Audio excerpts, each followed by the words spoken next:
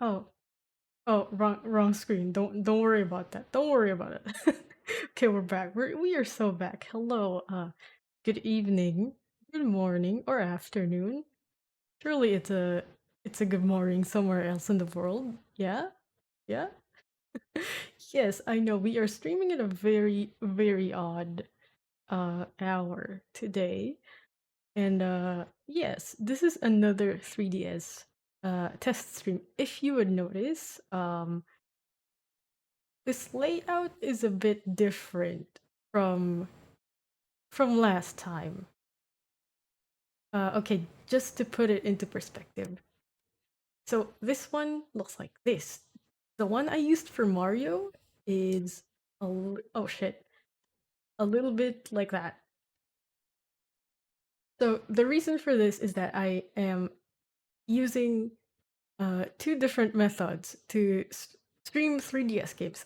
One is for my older unit, which is the one for the one I used for Mario, and this one's a newer one. It actually took me quite a while to finish adjusting the layout and troubleshooting. So yeah, today is more of a test stream. So uh, we could probably do the first case, and then we'll see how we go from there. I've actually done the first case of this game already, but I don't remember anything, so I'm doing it again.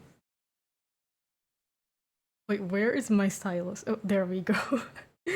Okay, so I know it's a bit odd to hold on. I, I'm grabbing the 3DS. I'm being very careful because this is the model that breaks easily. Okay, I'm scared. Okay, there we go.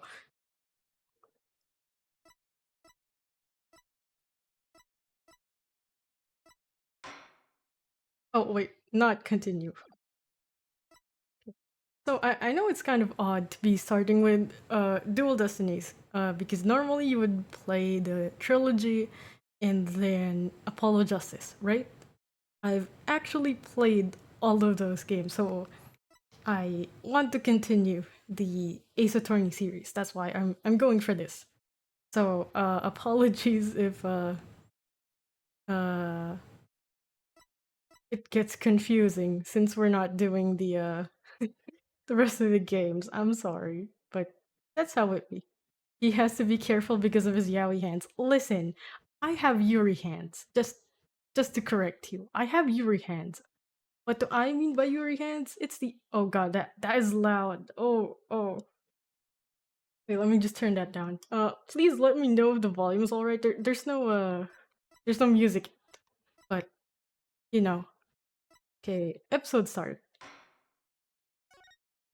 It's a bit loud. I need to turn it down on my side. But do let me know if it's too loud or the volume's too weak.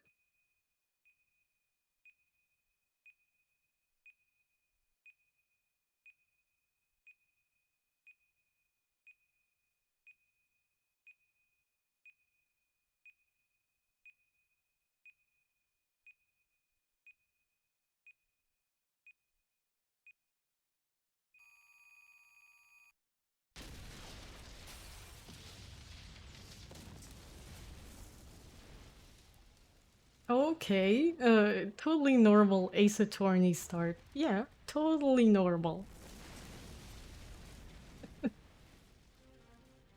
These are dark times, where the law has been reduced to rubble, and it's up to us to restore it to its former glory.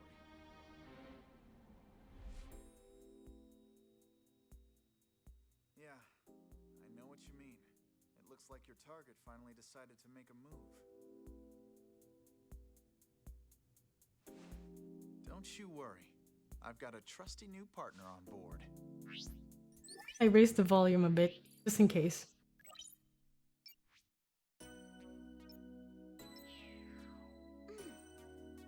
Done. Ready to go? You bet. Let's do this. Kawaii anime girl. She's been with us for half a year, though I can hardly believe it. Anyway, her power will be our greatest weapon. What does the yes mean? Is that a yes to the anime girl? Oh, okay, louder? Okay.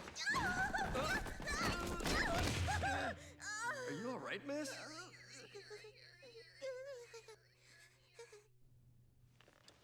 Yeah, it's for this very reason I returned. Yeah, how about this? Time to bring it to an end.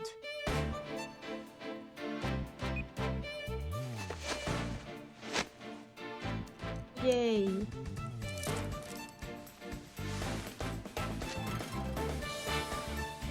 You know what? I'm going to raise it more since one of my filters makes it so that when I speak, the volume of my audio gets lower, so maybe like that.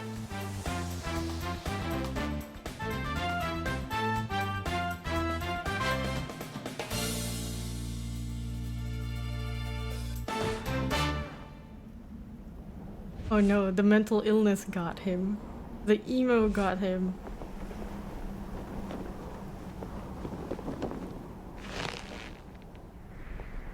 Oh, it's the silly little bracelet. Hehe.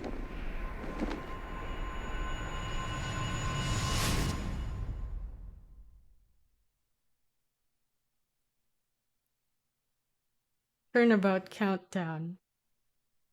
I have no idea how long this case is, but I want to finish it. It shouldn't be too long, right?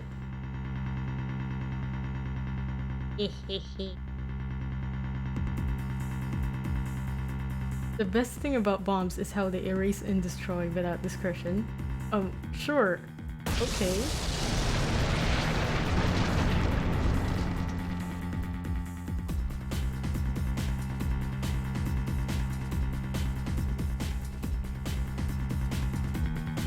What is up with Ace Attorney villains thinking that they can get away with pinning crimes on young anime girls?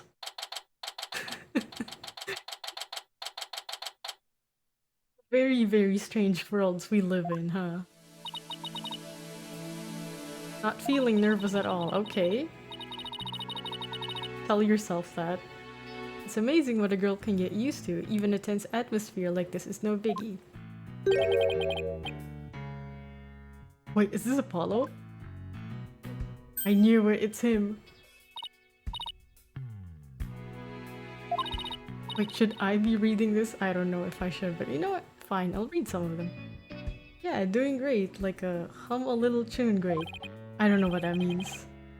But yeah, well that's good to hear. Although, I could have sworn I heard your voice crack for a second there. I'm that transparent, huh? Oh god. I can't do an anime girl voice. You're just gonna have to deal with boring monotone me. Cracking? No, my voice isn't cracking. Nervous. Oh, nerves. Nerves of steel here, I tell you. I can read, guys. I swear, I know how to read.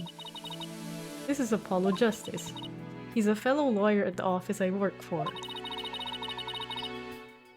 Apollo is the lead for the defense in this case. Wait, so she's just kind of there? Oh, okay, yeah. But I'm going to be there at the bench with him, doing what I can to help out. I'll do whatever it takes to defend Junie. What does What's the full name of this person? I need to know. Speaking of steel, how are you holding up? The explosion really did a number on you. Listen, it's anime, it's Ace Attorney. They somehow get out of these situations alive. Unless they don't, you know. I'm just happy you're okay, Athena. Although, I can't pretend I have no connection to this case. What do you mean? That's why I'm gonna see to it that Juniper's name is cleared. Okay, Juniper. So, full name is Juniper, okay. And I'm sure you feel much the same way. You got that right. I won't rest until June is completely cleared of all suspicion.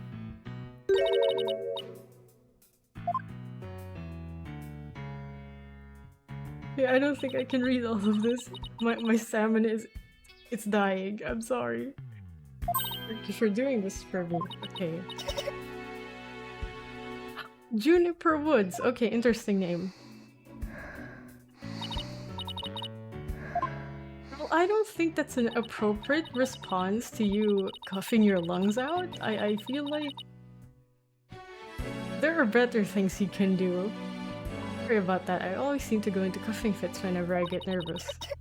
The kind of thing never happens at home in the forest, though. Yeah, cause city air kinda sucks. Oh god, the chickens, don't mind them, don't mind them. This is Juniper Woods. She's my dear childhood friend. It's always a childhood friend! Remember Larry? Phoenix, the childhood friend of Phoenix and, Miles Edgeworth? Alleged bomber. Okay, I know she's your childhood friend and everything, but... I know, as a childhood friend and as someone on the defense, is that it? It's obvious that you would want to believe in your client, right? But you can't discount the possibility.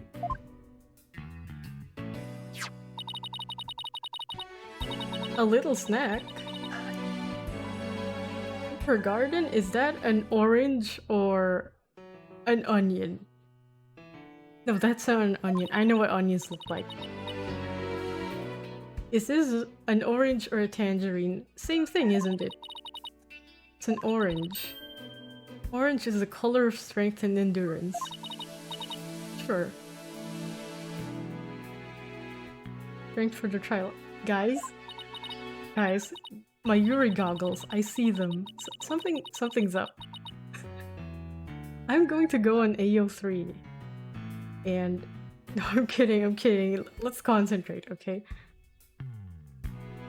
She's just clutching an orange. Will be so powerful in there. I don't know. We'll see.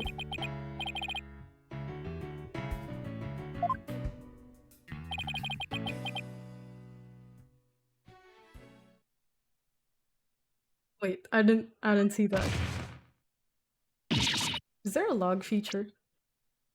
Yes, oh my god, there's a log.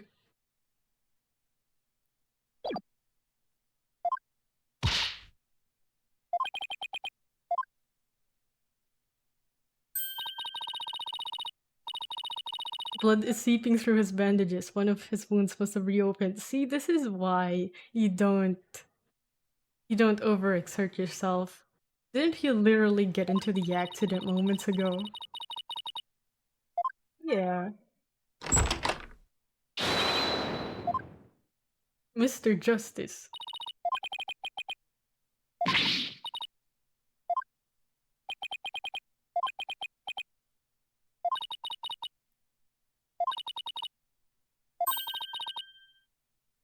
Phoenix? Are they talking about Phoenix? Give me all the evidence for the case. Hi Koku, heart emoji. Have fun with Monhun. Have fun. Heart emoji.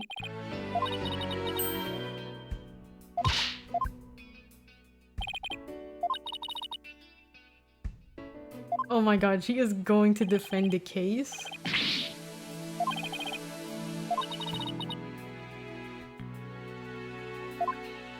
Without him?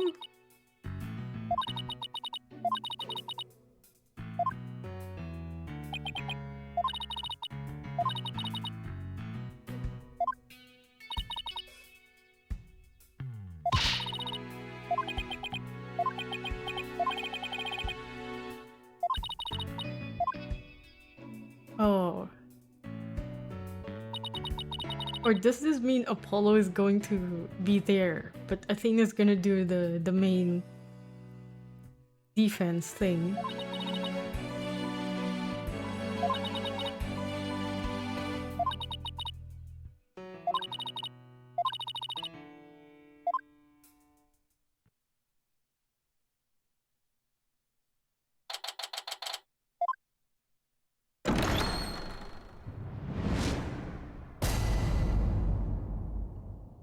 I bet this would look really nice with 3D on.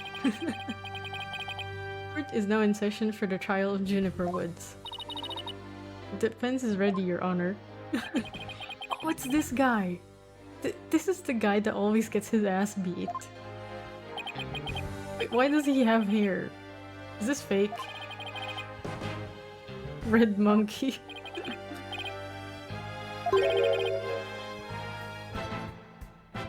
See, I don't think this is meant to be an accurate representation of Japanese court, but it's funny how they're able to just, you know, submit a permit like, oh yeah, I'm going to be the defense attorney now, and then it just gets approved. Then again, a lot of weird stuff happen in Ace Attorney. You know, people with whips. People with coffee. Coffee as a projectile. There you can knock on. Oh, I don't like this guy. I'm going to give him a piece of my mind.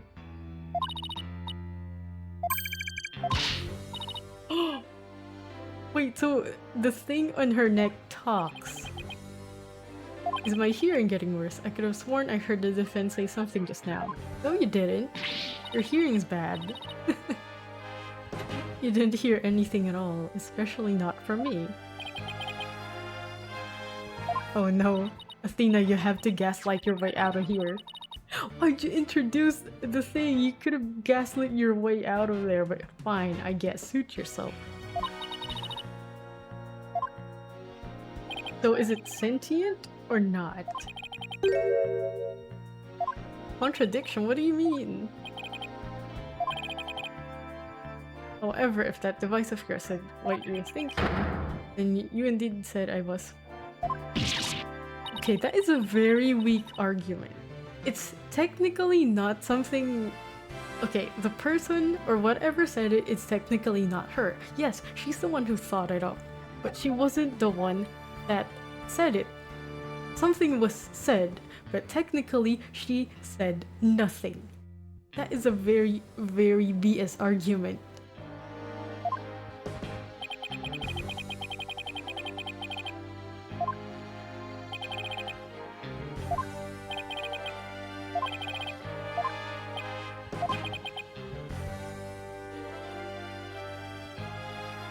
You're not a rookie humiliated, more like humiliated by rookies.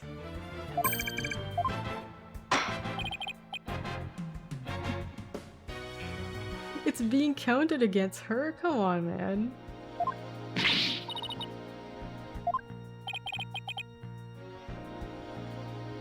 Imagine having that kind of gadget with you all the time. I don't think I would survive. I think I would get my ass beat at some point. Thank you, Your Honor. Okay, it's finally starting. Now then, the incident occurred yesterday here at this very courthouse in courtroom number 4.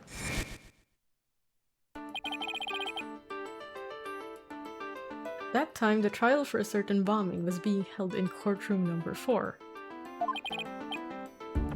Ah yes, I was presiding over the trial as well, and Mr. Justice was there as the lawyer for the defense. A bomb that was being presented as evidence suddenly went off during the trial. What the fuck?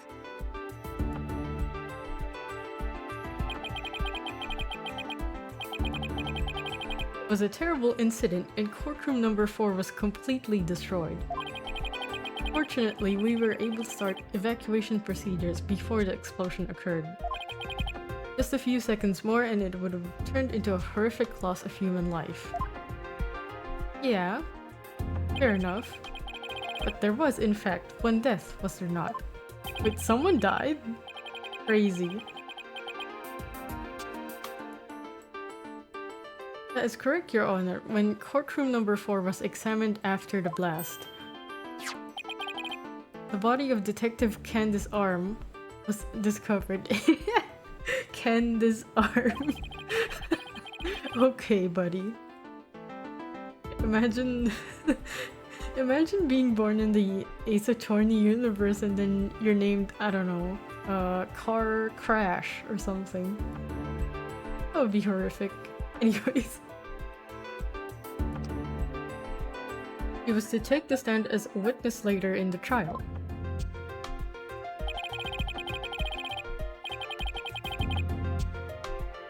I suppose she wasn't able to evacuate in time. What a terrible tragedy. I must admit, I stumbled at least 10 times myself before I was able to escape. I mean, you're old, so... Maybe the court should see to getting you even shorter robes.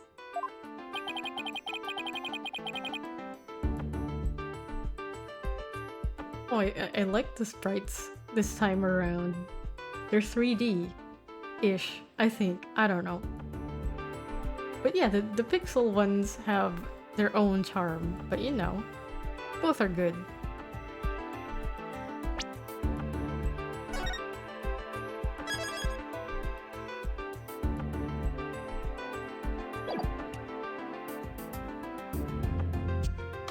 The victim's body was found near the entrance to the courtroom. I suspect she stayed until the very end to help guide the others out to safety. Your Honor, allow me to submit as evidence the victim's autopsy report. Wait, where's the menu thing for the evidence? Oh well, I guess we don't have it yet. And details about the bomb. There we go. Court record.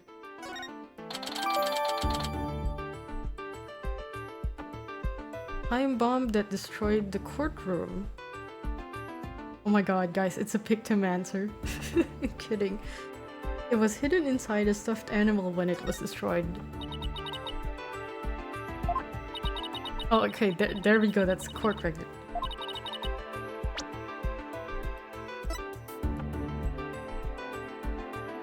Okay, before we proceed, let's look at this one first and all the necessary details, just so that we don't get caught unaware. So, autopsy report, cause of death.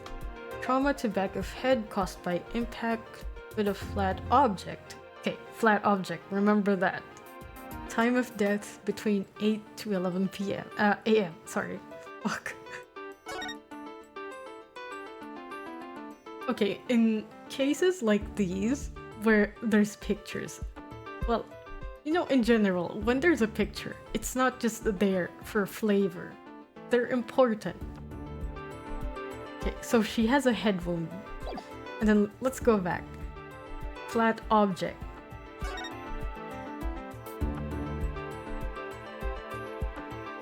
Flat object, like a rock? Or, I don't know. Yeah, let's take note of that. Head wound, trauma to back of head, okay.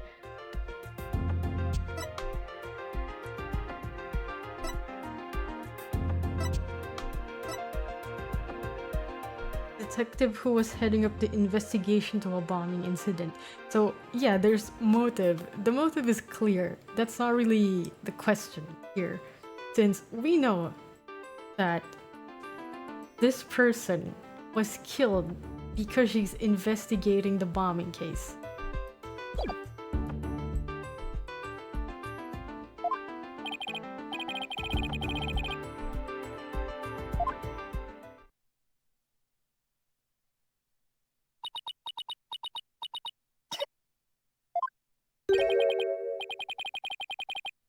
Defendant, are you feeling alright? You're looking a bit pale.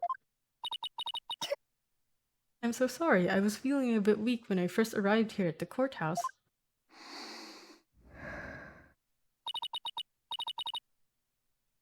But I'm alright. Junie's really giving it her all. I'd better make sure I do the same.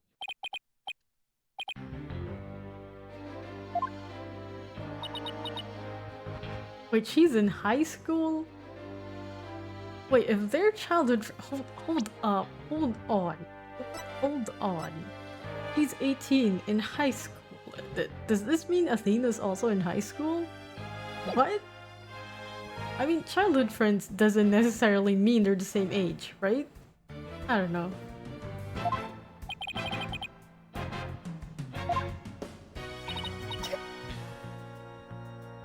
So she was in the courthouse. So that's why she's getting accused, since he's a person of interest.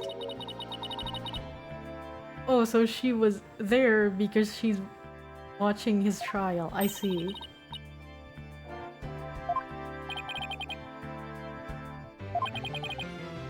Can this guy...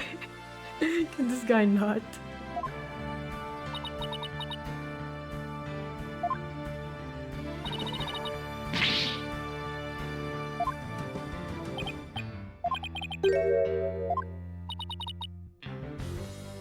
Deep breaths. Yeah, that's right.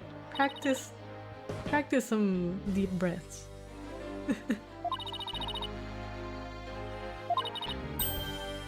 I don't think that's a solid argument. Or, I don't know, that is not an argument, they're just talking. My grandma says lotus fruit is good for your eyes. I'm sure you have a wonderful grandma, Juniper. They can even help you see into the future. Well...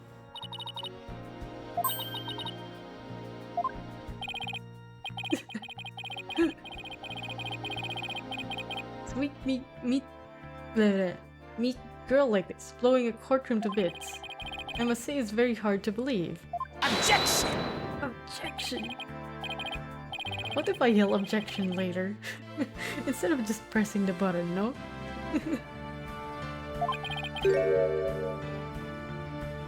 The defendant had a motive for committing this crime. That's not true. I don't have any kind of motive. Well... He doesn't know the lady. That's what she said. I admit the investigation didn't turn up any connection between the victim and defendant. However, that doesn't matter. The only thing that does is her objective was the destruction of courtroom number 4 itself.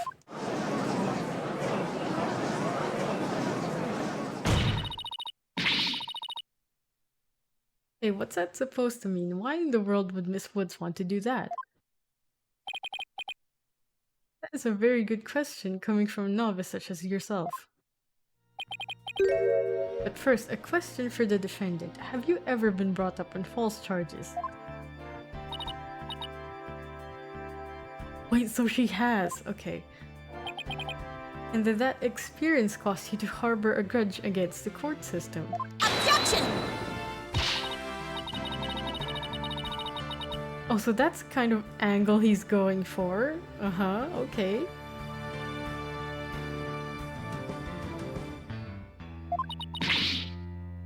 Yeah, if that's a motive, then every one of our clients would turn into bombers. But I don't know.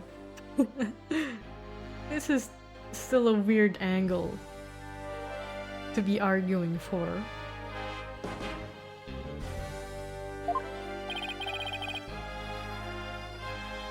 I concede that the accused isn't the only one who might bear resentment against the courts. But Miss Woods is the only person who could have committed this crime. Okay, would you like to, you know, elaborate on that?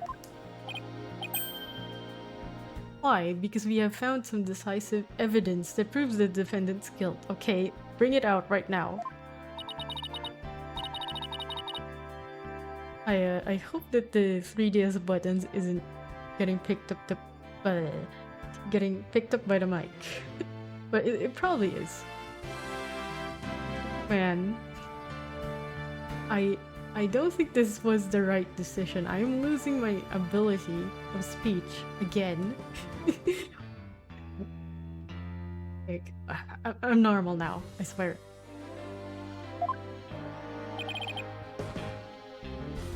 very unique aspect of the bomb. Okay, let's look at the bomb again.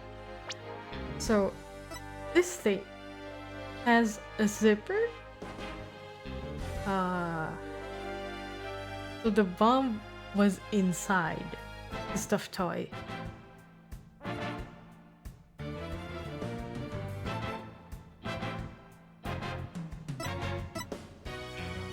Wait, if it... Did it blow up? Yes, it blew up. Why is the stuffed animal still intact? Or is this a picture of it when it was still intact? Okay, we'll find that out sooner or later.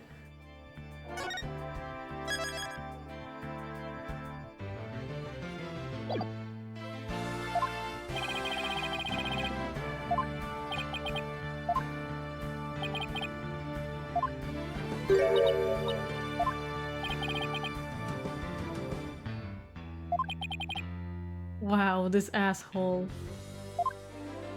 This asshole. L is for loser. The widget.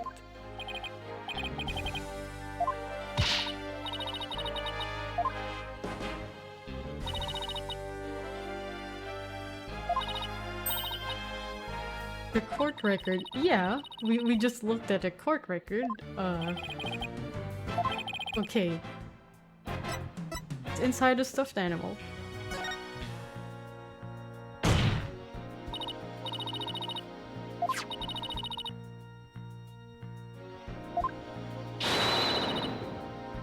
Its evil intentions covered up by a cute exterior. Have a cookie? What does he mean? Okay.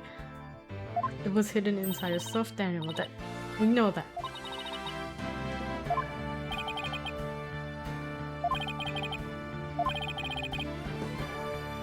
But what connection does this impish elephant have with the defendant? The answer to that question lies in another piece of evidence, which I have here. And what, pray tell, is this? It appears to be a little singed. It's a tale, Your Honor. The tale of a poor victim of the explosion.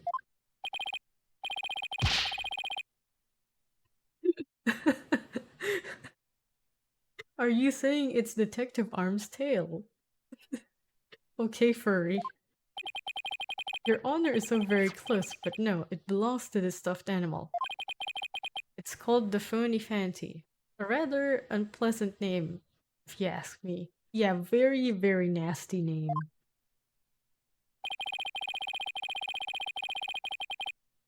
He's the mascot for a campaign to eliminate false evidence and false charges, is he not? Exactly. His motto is phony evidence is just trunked up. Wait, oh, is that supposed to be a pun on a swear word? Okay. Okay, Ace Attorney, I see you. That's so wrong on so many levels. Vinyl cloth. Filipino Ace Attorney character accused of... Wait a minute.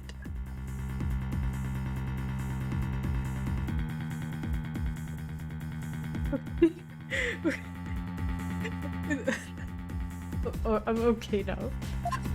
Wait, there's tears in my eyes.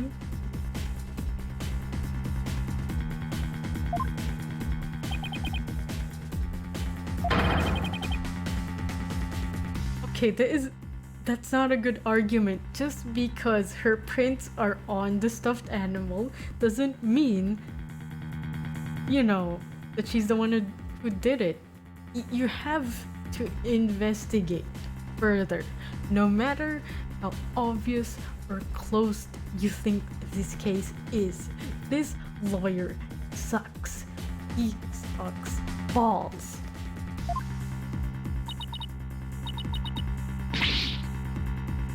Are you sure she handled the bomb? Let me read up on that. Let's read the log again.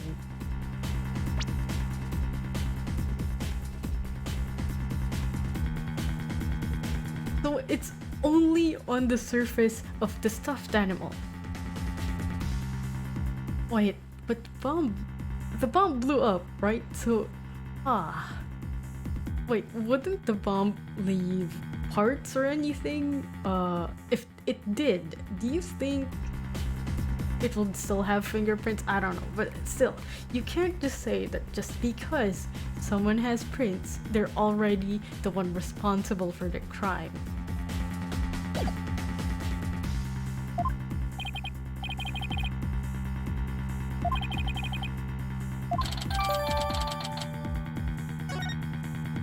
Wait, I didn't see that. Hold on. Piece of tail of the stuffed animal that the bomb was inserted into. The defendant's fingerprints were found on it. So, on the tail, not anywhere else.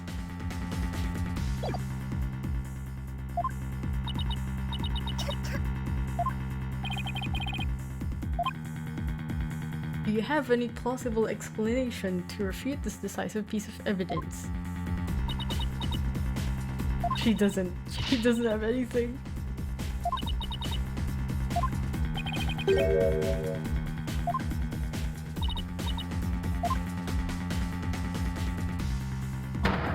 Is she gonna use her powers? Is it time? Is it time? Oh my god. Backstory? She's got some lawyer trauma? Well, no, trauma. She does have trauma! I thought I overcame this already. Maybe I'm still not ready to stand in court. She got trauma. The anime girl has trauma, guys. Is this a flashback? Oh, no, it's a cutscene. Wait, it is a flashback! Yo, why is this anime girl covered in blood? Dude? Ah, shit.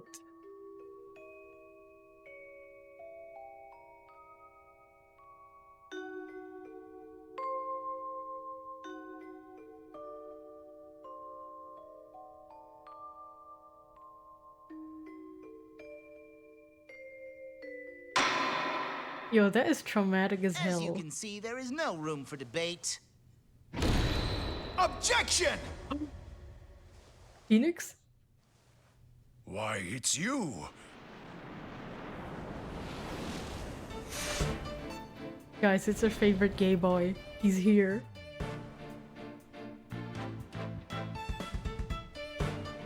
The man, the myth, the legend himself, Phoenix Wright. Sorry it took me so long to get here, Athena. Apollo explained the whole thing to me over the phone. He asked me to come help you out in his place. Thanks for coming. I hate to admit it, but I was having a real rough time on my own. Oh, and I don't know, I think you were doing just fine, all things considered. And you hung in there, giving me enough time to get here. Now let's turn things around. Okay. Now we could proceed with the, what was it? The thing they always do. Oh look, the thing, the widget changed. Thank you, Penis Wright. Look who showed up out of the blue. If it isn't Mr. Phoenix Wright, he always managed to surprise me.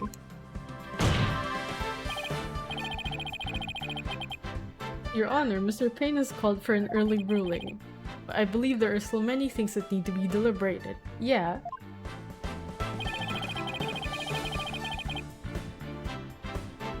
How did Miss Wood's fingerprints wind up on the stuffed animal tail? Yeah, that's what I'm saying.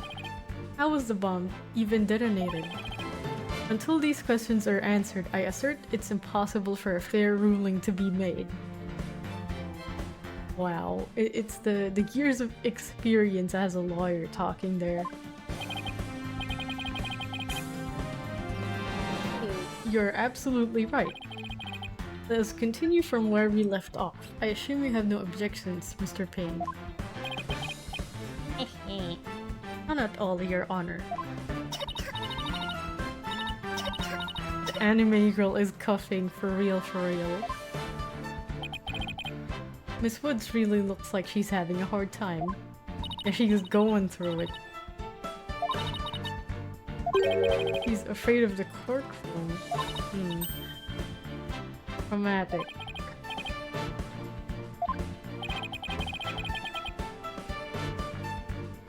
I'd like to make a request, Your Honor.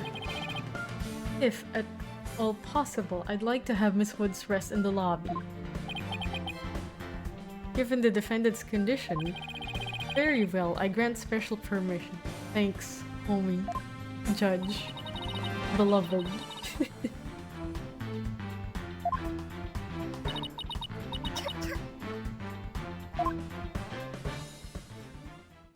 Is that why she's coughing?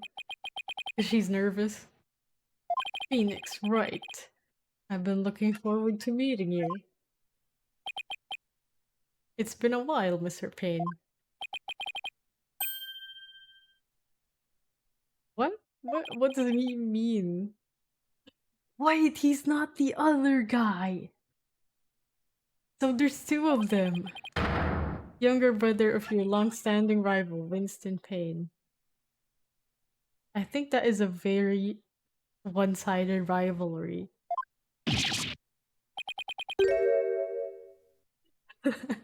Long-standing rival? When were we even rivals, let alone long-standing?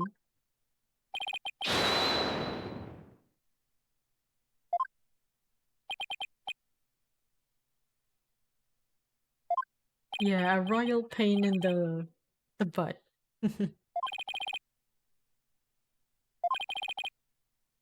This witness will testify as to how the accused detonated the bomb in the courtroom. Okay, bring them in, I don't care.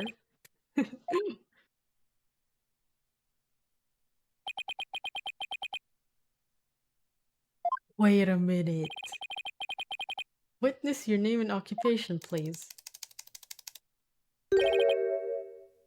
Witness. Ted to Nate. Guys, we found him. We found the criminal. We found him. That's the criminal. Occupation bomb disposal specialist. Oh my, what a strange robotic voice you have. No, he's typing through the... No, it's a text-to-speech from the keyboard.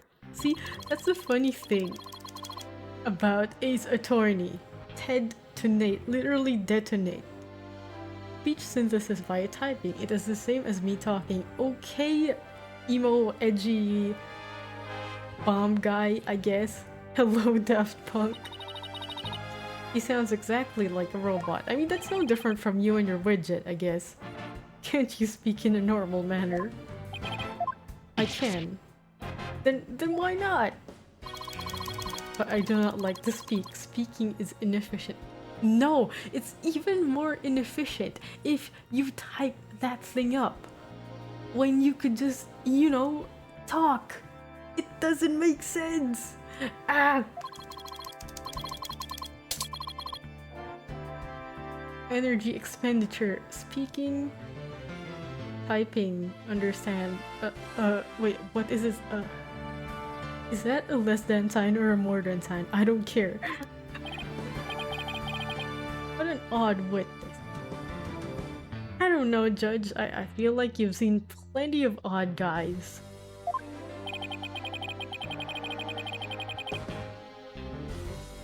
Mr. Tonate was in charge of the bomb for that trial and was there when it went off.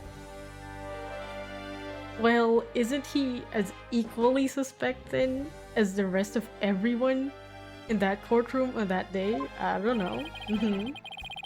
Being a bomb squad specialist, do you have any relation to the defendant? Negative. I first met the girl while on this job. Many people are employed by the police. I only know a fraction of them. However, I was shocked when I first discovered the body of the victim. Shocked. I was the first one on the scene after the explosion. Okay, let's remember that. That is a very sus statement. I went there to ensure safety, but I ended up discovering a dead body. Mm-hmm. So he was the first to discover the body, was he? He is here to testify about the circumstances surrounding the moment of the explosion.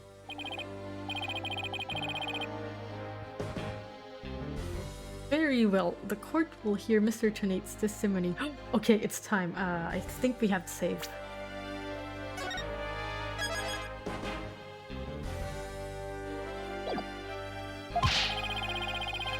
At the very least, show this court some respect and remove that face guard, witness. Yeah, it's the dude! That's the dude in the intro! Are we surprised though? Okay. I am going to make one thing clear before we proceed. The way I play Ace Attorney might be aggravating to some because I will press every single state. I know that may take a lot of time and it can be kind of annoying if it's already very obvious, but I want to see everything, okay? I am making that clear right now.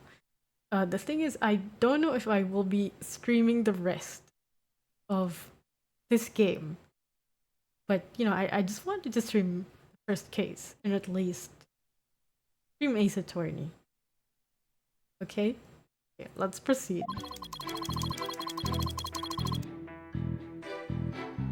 The bomb was originally disarmed by me, then transported here as evidence. Actually, you know what? I'm going to read through the entire testimony first, and that's when we get to pressing, okay? Bomb name HH3000, operated by timer or with a remote. I was watching from the gallery when I suddenly became alarmed. Wait, I don't think we can press yet. It's still the testimony.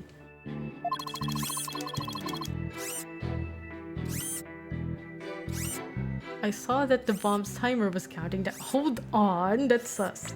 Let's see what he said. You're watching from the gallery? You were alarmed because you saw that the bomb's timer was counting down. What timer? How do you have any idea about the timer when it's inside the stuffed toy, assuming you don't have the remote? Okay, let's go on. I'm getting too heated. So even though the bomb was supposed to be disarmed, it somehow got switched on. Wait.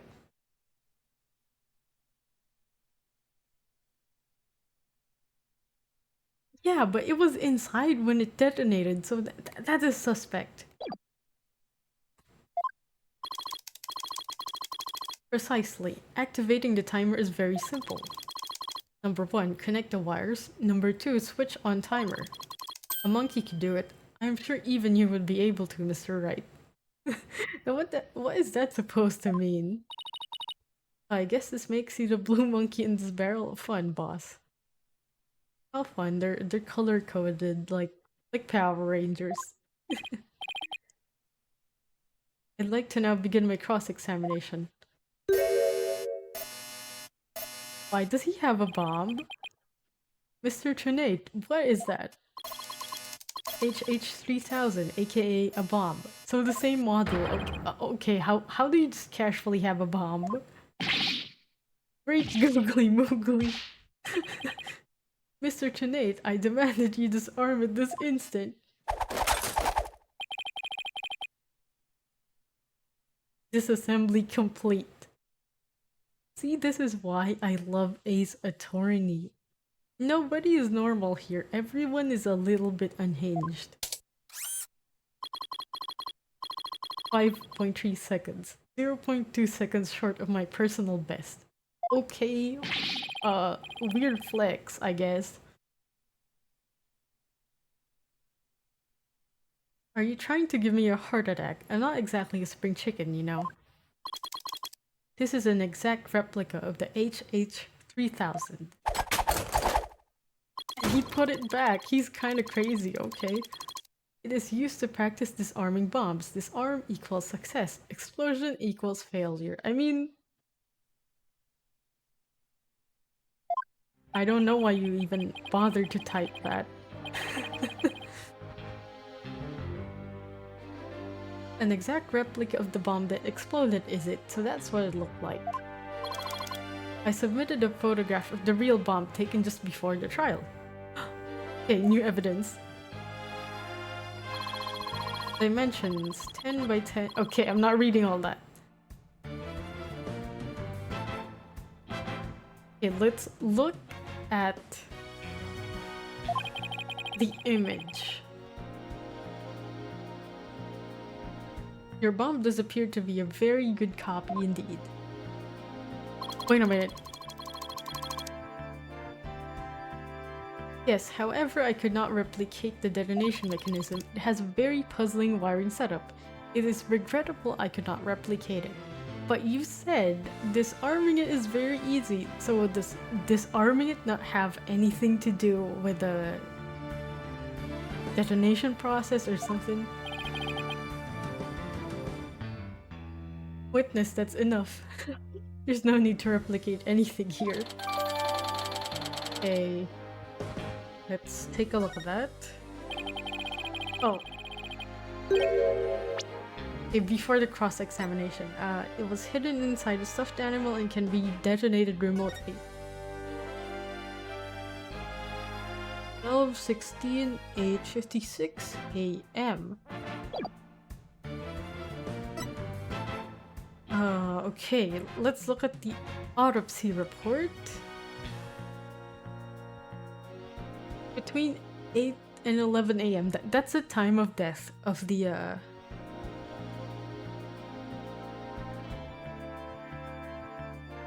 officer. Okay, time of death is between 8 and 11 a.m. So before it was detonated, this was a picture taken before that. 8:56 a.m. So there were only about 2-ish hours for the crime to be committed. And when we go back here, it says trauma to back of head caused by impact with a flat object. Either that was a deliberate thing, or when the bomb exploded, some debris probably, fell on her head or something. I don't know. We'll see. I'm getting too ahead of myself. Where has Miss Sykes gone to? Where is she? Athena, you can come out now. Rainbow flag emoji. Wait, hold on. I need water. I'll be back. Hold on.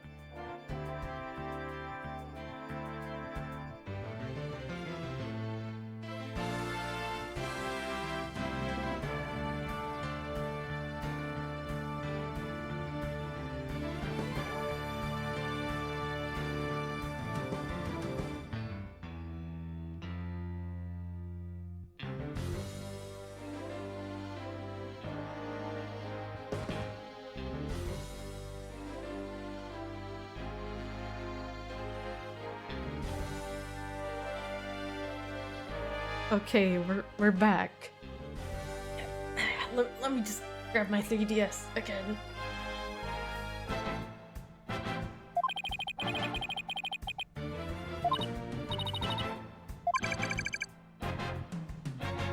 She's being exposed again.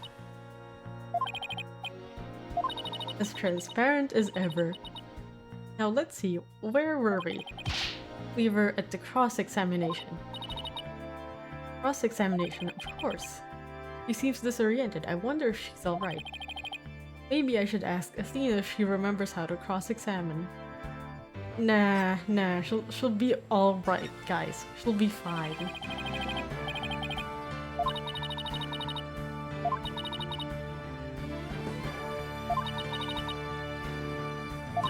Oh, okay, so we're playing as Phoenix now. Not Athena. Is that... Am I getting it right?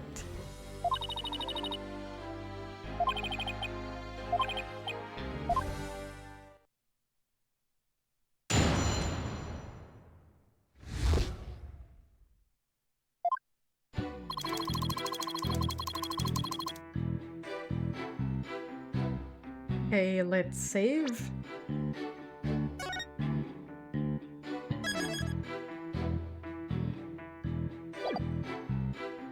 Well, since we've already seen the statement, I will begin with pressing every single statement. Hold it!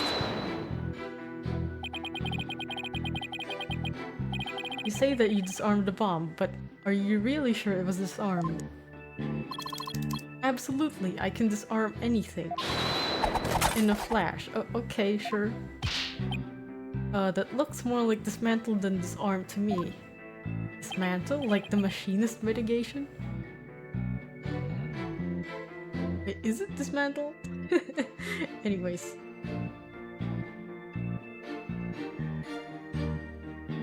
Oh, pardon me.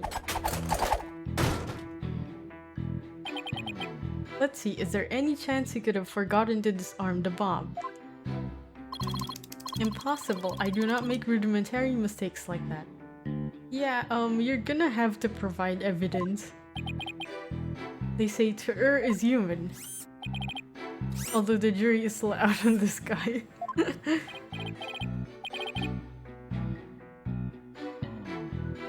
If you must know, Mr. Wright, according to the court's own records, the fact that the bomb had indeed been disarmed was officially confirmed.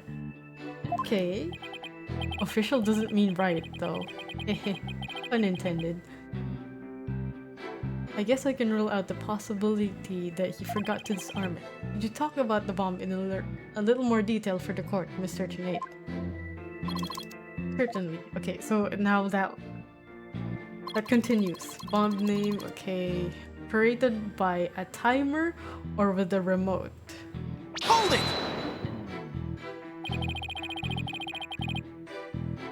What was the approximate size and weight of the bomb? Wait, that was already mentioned.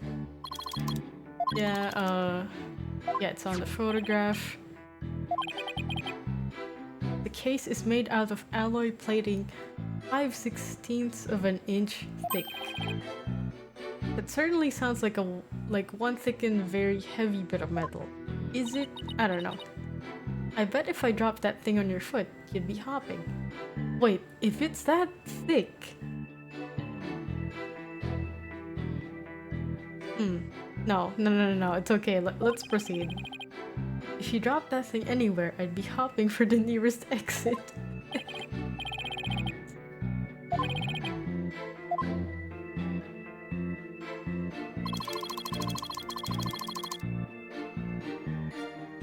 Yeah, if you're watching from the gallery, there is no way you could see it from that far, right? Hold it! I don't know. Let's see.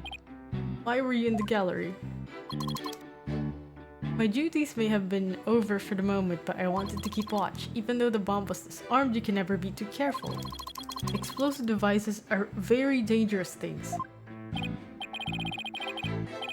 Ah, how admirably responsible of you. A model to be emulated.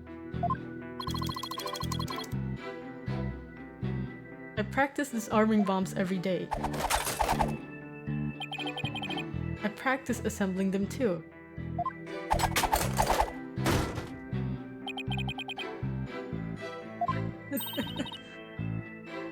Well, I'll have you know that I practice presenting evidence every day myself. Alright. I see, but do you ever practice having evidence presented to you? Yeah, that's a good question. Presented to me? What? No, Then you cannot very well call yourself a professional yet, can you? Sure, that does it. I'm gonna start practicing having evidence presented to me every day. No. And you'd better drink some coffee, boss. We're gonna be pulling an all-nighter. Wait, why is he involving Phoenix? I don't think that will be necessary, or worth either of our time. No, but it can be good practice. I wouldn't know, I'm not a lawyer. This is the sus statement. What the hell do you mean that you saw it? Oh wait, actually no, let's press it first. And then... And then we present.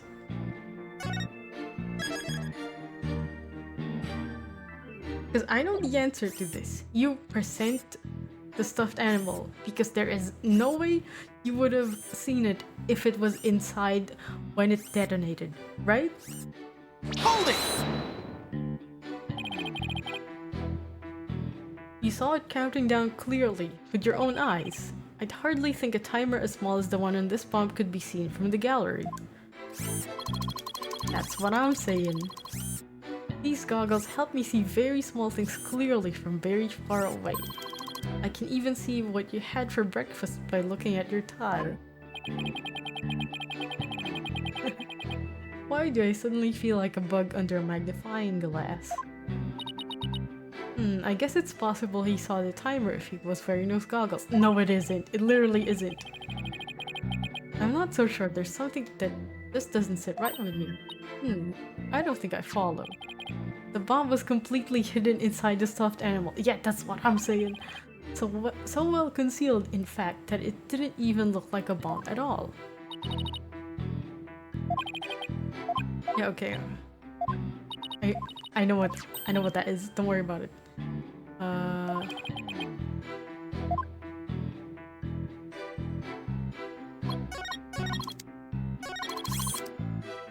Okay, we present bomb. Objection! Man, I should have yelled objection. Forgot about it. I tapped it by instinct. I should have yelled objection. Okay, so you say you saw the bomb's countdown. Is that right? Of course, I clearly saw it counting down to 0. Self-incriminate, self-report among us. And I say that you are clearly lying. What are you talking about? There is no way you could have seen the bomb's timer. After all, the bomb was concealed inside a stuffed animal. Get him, Phoenix. Get his ass. Mr. Tunate, how can you claim to know bomb was about to go off when you couldn't even see the timer? See, that's what I'm saying. He's key smashing. That does seem like a glaring inconsistency indeed. Witness, how do you explain this? Now he's stuttering like an anime girl.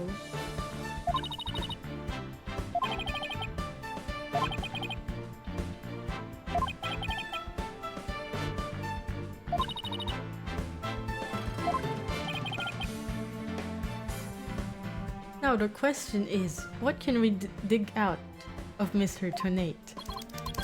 Well, let me see. No, there must be some mistake. Oh yes, of course, I remember now. The sound, I knew because of the sound. Sound, what sound? When the timer of this type of bomb is switched on, it beeps softly. Okay, can you demo that to us? I'm kidding. Beep, beep, beep. It is the sound of the bomb counting down. Beeping noise, you say? I suppose it would be possible to notice that, even with the bomb inside the stuffed animal. But can you really hear it all the way from the gallery? I don't know. I simply made a mistake. My bad. No. You can't just say my bad in the real court of law. There is no Teehee, pero. out of your way in this kind of situation. But it's Ace Attorney, so I understand. Objection!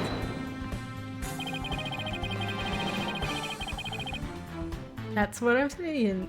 Phoenix, he gets it. He just does. How in the world did you hear such a tiny little sound all the way from the gallery? Listening for the sound of a bomb's timer is an integral part of my work.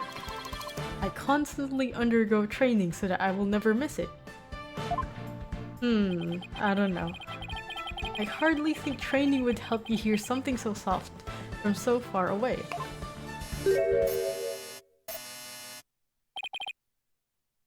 Wait, it's beeping. Are you making light of the fine science of disarming bombs? It is a solemn mission that I put my life on the line to perform. What kind of specialist would I be if I could not hear the bomb's timer? It's not like disassembling a toaster, you know? Now he's just showing off.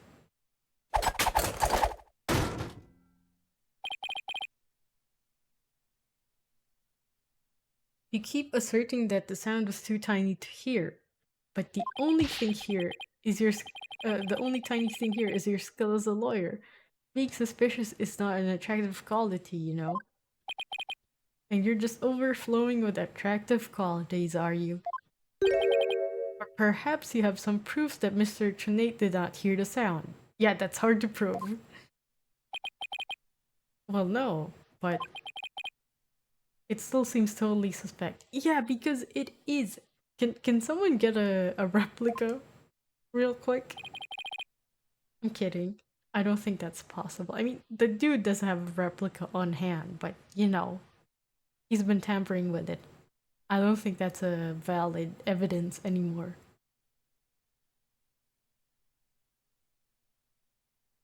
But it's going to be really hard to prove that he didn't hear something. If I have this correct, the prosecution's argument is that someone reactivated the bomb before it was brought into the courtroom.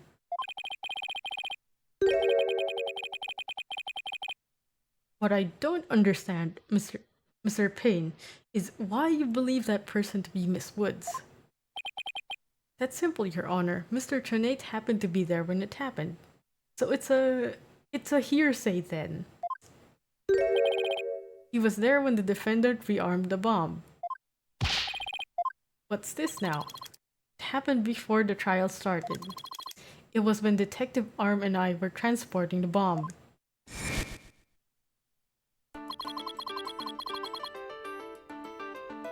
We brought the bomb to the lobby for the defense. Bomb equals evidence. The lawyer wanted to see it before the start of the trial. Okay, take note of that. Looking for a chance to get at the bomb, Miss Woods was already there in that lobby. I don't like that. You're already coloring your interpretation of events just because you saw her there, but you know.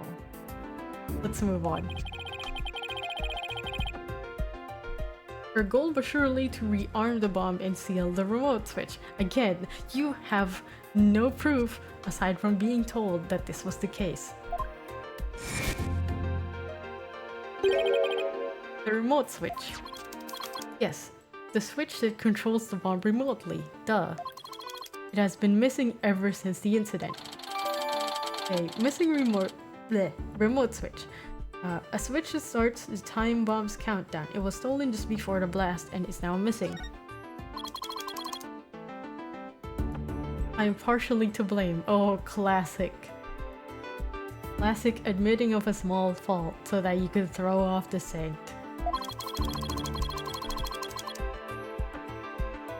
I left the bomb and remote on top of the transport case. And they were rearmed and stolen while I was talking with the lawyer. The defendant used the remote from inside the courtroom. The defendant then used the remote from inside the courtroom to start the timer. Wait, is there a distance limit to the remote? There probably is, right? Objection! How can you assert so unequivocally that the bomb was rearmed in the lobby? Objection! The bomb was safely secured in the transport case. The only time it was outside with the case was in that lobby. Therefore, that was the one and only opportunity anyone had to meddle with it. But then again, as it was said, it is very difficult to rearm this thing, right? Someone other than Mr. Tornade could have opened the case and taken the bomb out. Impossible. The transport case is assigned exclusively to me. Yeah, that makes you more sus then. Okay, L1005R. I think I remember this. This one is important. Maybe. You see this number here? That is my identification number. And I have the only key that can open the case. It is in the court record bomb transfer case. The case, Tunate, and Detective Arm transported the bomb in. Tunate has the key.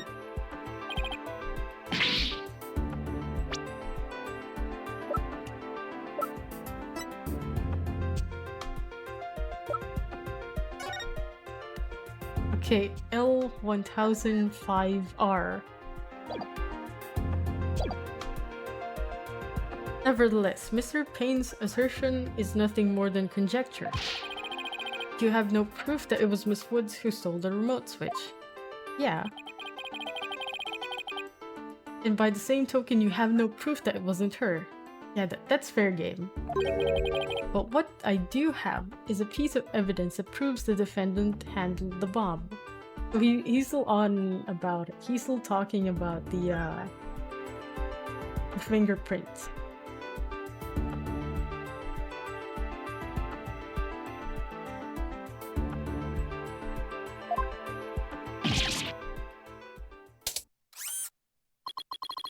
Five minutes, 24 seconds, 2.3 deciseconds. The defense advantage lasted a mere 5 minutes. Wow, what an asshole. Talk about a rotten hand.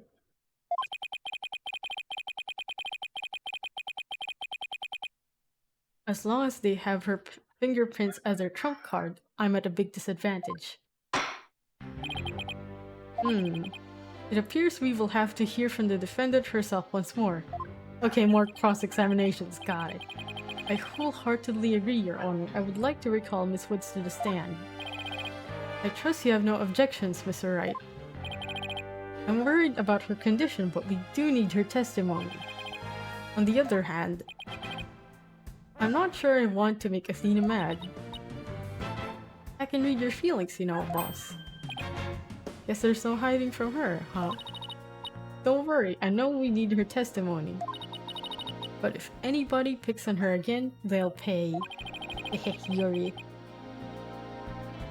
Guess she's already at anger level 1. Don't worry, I'll stop the proceedings before I let anything bad happen to her.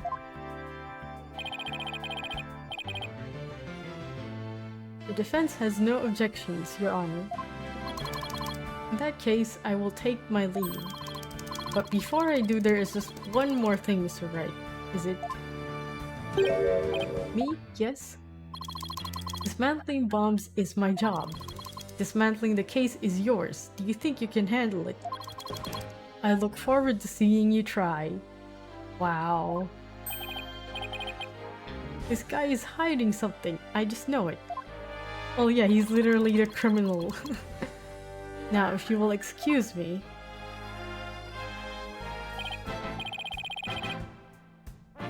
Bailiff, please go out to the lobby and bring back the defendant. Okay. Are we doing it? Are we doing a cross-examination? Is it time? Wait, hold on. I need to Google something real quick. I need to Google something real quick. Stay with me, chat. Don't worry about it.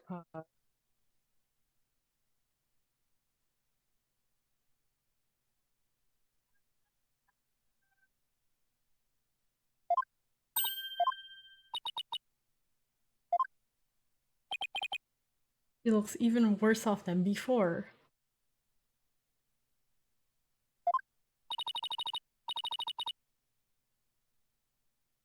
Don't worry, Junie, we're here for you. Okay, Yuri goggles, guys. I'm not Googling fanfiction. No, that's not what I'm Googling, in case that's what you're thinking. I am not. I'm not Googling fanfiction.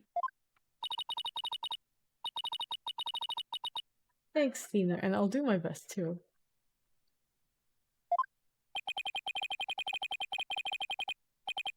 You blew up the courtroom because you bear resentment against the courts, correct? Now, why would you say that?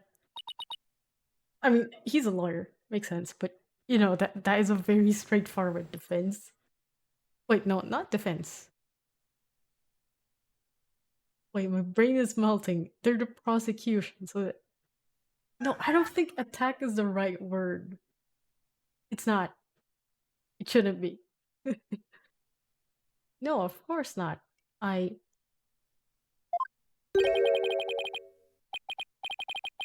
What's that you say? I can barely hear you. I haven't done anything wrong. This prosecutor's scary. Objection! Are you intimidating the fucking defense? This shouldn't be allowed. Why is he insulting her and everything? This is not allowed. See, this is why Ace Attorney is not normal. Which is funny. But an impudent little girl, stop acting innocent and tell the truth. This is getting ugly. You rearmed the bomb because you wanted to blow up the courthouse. Admit it. That's why you went to the lobby where Mr. Justice was. Isn't that right? Mr. Wright, can I go give that prosecutor a smack? What, of course not. Do we have to review Courtroom Manners 101 again? By saying again, are you implying... Okay, I'm not gonna say it. We can't let a creep that bullies innocent girls like this off so easily. I haven't forgotten about how he treated you. Don't worry about me, just help Junie. Her heart's crying out. Wait, she's using the thing? She's so scared, so very scared. Looks like Athena's picking up something with her heightened sense of hearing. Oh, it's like Apollo with the bracelet, the emotion thing, the eyes. And it sounds like this time, it's the voice of Miss Wood's heart. Don't deny it, you stole the remote switch and used it in the courtroom, didn't you? Objection! Objection! Your Honor, please put a stop to this. Mr. Payne is badgering the defendant. Yeah, exactly. Yes, Miss Woods does seem quite frightened. Mr. Payne, I ask that you behave more like a gentleman. But don't you know, Your Honor, there is no more a gentleman in this world than I. No, that is factually incorrect. As if a gentleman or even a gentleman would behave like he does. Don't let that rude ruffian win. She is crying, she is sobbing. How dare you call a gentleman such as I a rude ruffian? I'll have you know I attended the manners class every Saturday. What? I'm more than just a mere gentleman, I'm a genteel man. Not when you're terrorizing a young lady, you're not. I demand my money back from that manners class if I were you.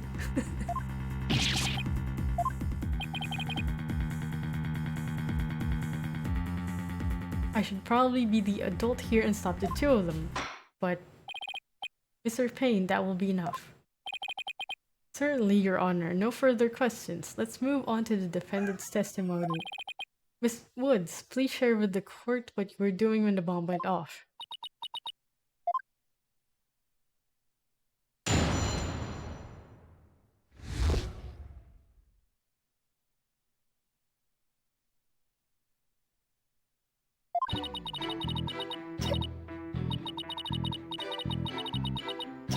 Well, that day, I was watching from the gallery. The bomb went off, and rubble started falling. It fell on top of me. See, rubble. I'm saying the rubble is something. That is something. Okay, that is a very short statement. Jeannie's clearly in pain being forced to recall the bombing like this. Can't even get her words out. This isn't going to work, so what now? Hey, wait a minute. Wait, we're gonna use the new thing. Like, I like how all the lawyers have their own powers. Like, Phoenix has his what was it? The necklace. He knows if people are lying because of the locks and stuff. Then Apollo has a silly little bracelet, the eye thing. So Athena has this thing for emotions. You can hear it, can't you, Athena? The cries of Miss Wood's heart. Yes, and they sound incredibly strained. She's so scared, I think she could collapse at any second. Okay, with her finely tuned sense of hearing, she can hear the words of a witness's heart. In essence, she can sense how a person is really feeling from the tone of their voice. Okay. Analytical psychology? After all, this is the whole reason I put all that effort into studying analytical psychology. Let's do this.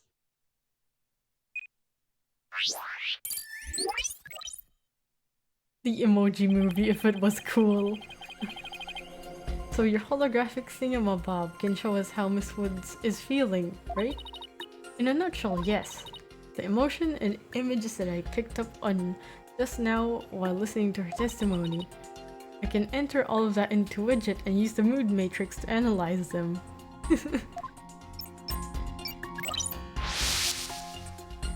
Yo, holy shit. These mood markers here reflect fluctuations in Junie's emotions.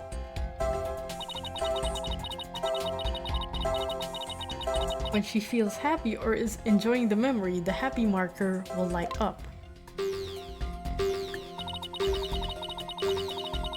When she feels angry or frustrated, the angry marker will react. When she feels sadness or is frightened by a memory, the sad marker will blink. And when she feels surprised or confused, the surprise marker will let us know.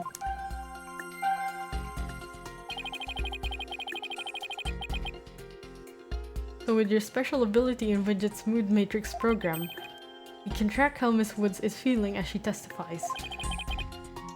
Talk about the wonders of technology. I'm picking up on some kind of discord or noise in Junie's heart. Man, I love Discord. Not that Discord. Noise level 100%. See here, this is what the noise looks like in the mood matrix. It's a result of inconsistencies between her testimony and her feelings. If we can pinpoint these inconsistencies, the noise level should drop. Yo.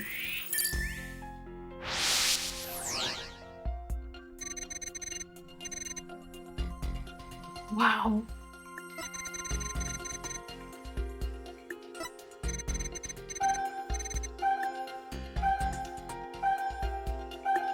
Surprised. And rubble started falling. Wait, why is she feeling happy? What's happening?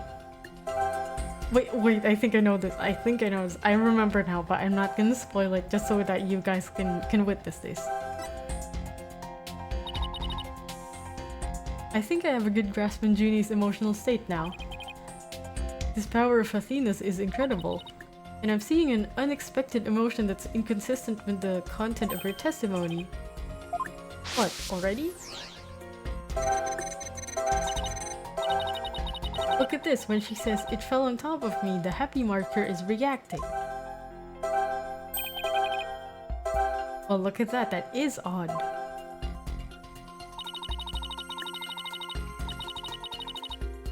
There must be a reason for this contradictory emotion, we just need to do some digging. When you find an unexpected emotion,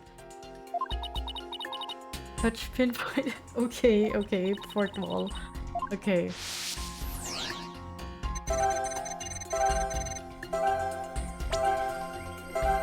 Got it!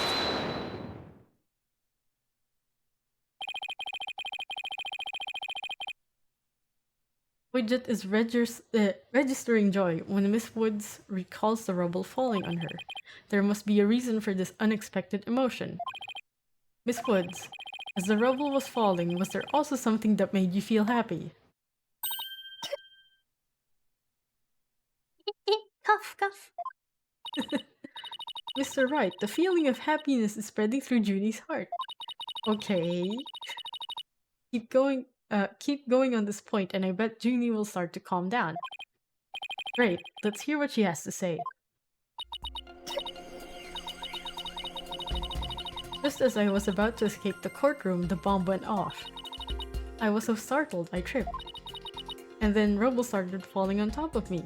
I really thought I was done for. But just then... Wait, that's so cute! Apollo came and rescued me. Ah, I see. I see why you're happy now. Apollo? He used his own body to shield me from the rubble. Wait, that's why he's injured. So that's when he sustained those injuries.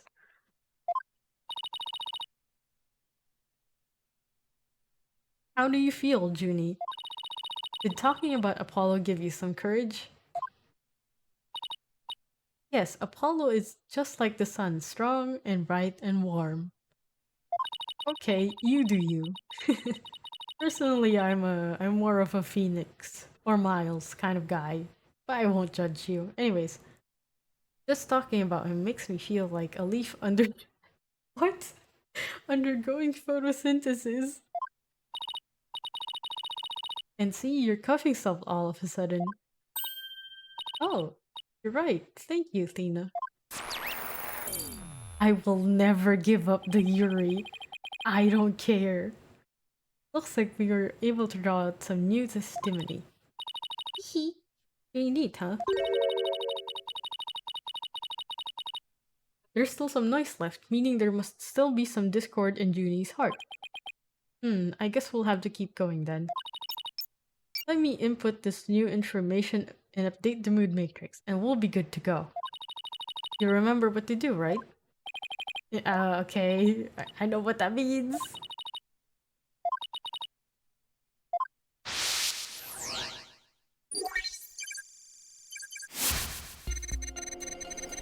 Man, this is a really, really cool menu.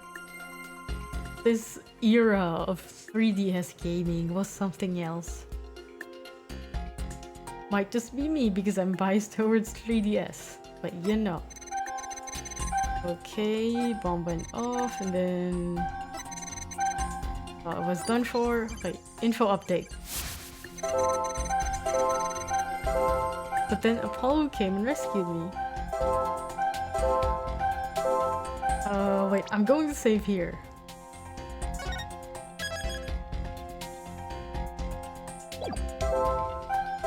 Did we pinpoint the sad or scared emotion? Eh? Okay, no, we can't do it. Wait, hold on. Got it! Oh wait, we can. I just... You were happy when Mr. Justice rescued you, weren't you? Yes, I was really happy. But was there also something you felt sad about at that time? Sad? The reason I ask is... When you were describing how you were rescued, we sensed a little sadness too. Oh, I think it's probably because of Bum Rap Briny. Bum Rap Briny. Well, what do you know? Something new? That's right, I brought my stuffed animal, Bum Rap Briny, to watch the trial with me. They're brothers. Okay, now we're getting info about the mascot. The mascot universe in Ace Attorney. Who knew that the legal world could inspire a whole line of merchandise? Exactly, Phoenix, exactly. I had Bumrap Briny with me while I was watching the trial. But it wasn't until Apollo saved me that I realized I'd lost him as I was running away. My poor Rainy, a victim of that terrible bomb.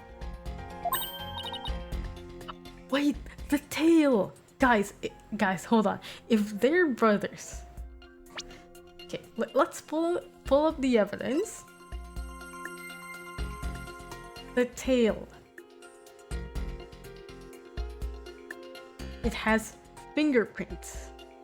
And it doesn't say that the entire thing, it doesn't say that the stuffed animal that had a bomb in it had her fingerprints. They were pointing out the tail. Now, if they were brothers, there's a chance they'd have some similarities, right? Maybe same parts. And she brought a stuffed animal with her that was related to the other stuffed animal mascot. So this could probably be the key evidence here to prove her innocence. If they find the stuffed animal.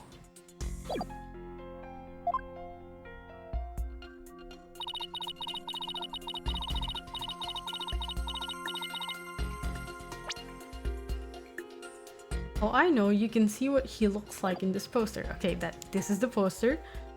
It's for the campaign to eradicate fake evidence and false charges. Nothing against the campaign, but why an elephant and a rhinoceros? Well, there are just some questions you don't ask, Phoenix. Mr. Wright, I don't sense any discord in Junie's heart anymore.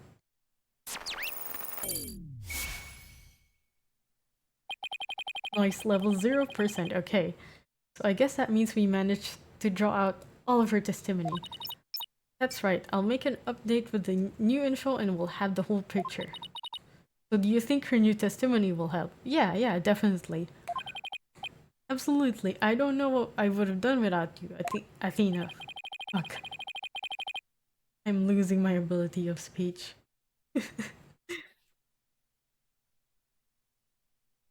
So, Bumrap Rainy was in that courtroom when the bomb went off.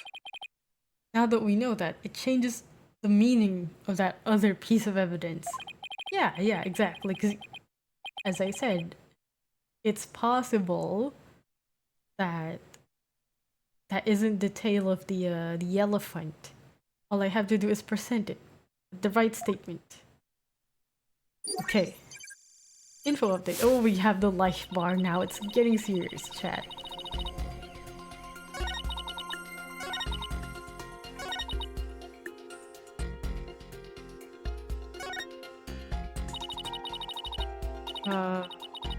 Hold on.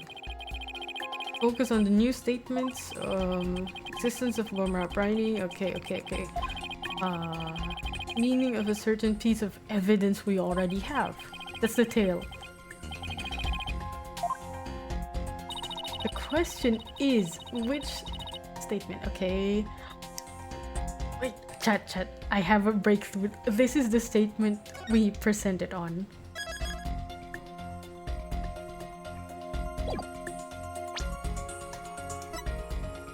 Objection! Man, I should have said objection. Miss Woods, I know that this trial has been very hard for you, but you can relax now. You are, without a doubt, innocent. Phoenix, I think that's still too early, but alright. Mr. Wright, what wild assertion are you making now? My wild assertion is simply this. The two stuffed animals were mixed up.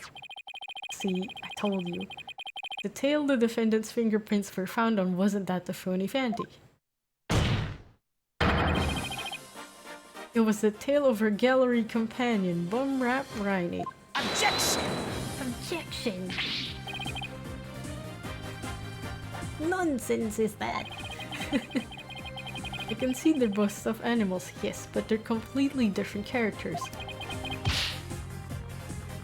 An elephant and a rhino, they're as distinct as a defense lawyer and a prosecutor. Not very distinct then.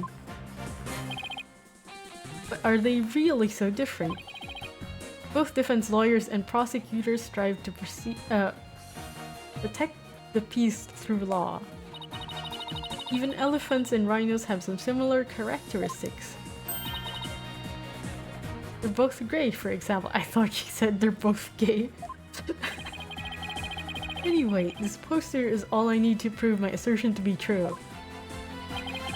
If I may direct the court's attention here, you'll clearly see how the two got mixed up. Look at the tail. Wait, how do we... Okay, thank God it doesn't just auto-present. Okay, let me just...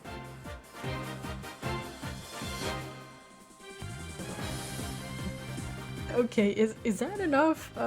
Do I have to go dead center or something? Yeah, no, that's enough. It's fine.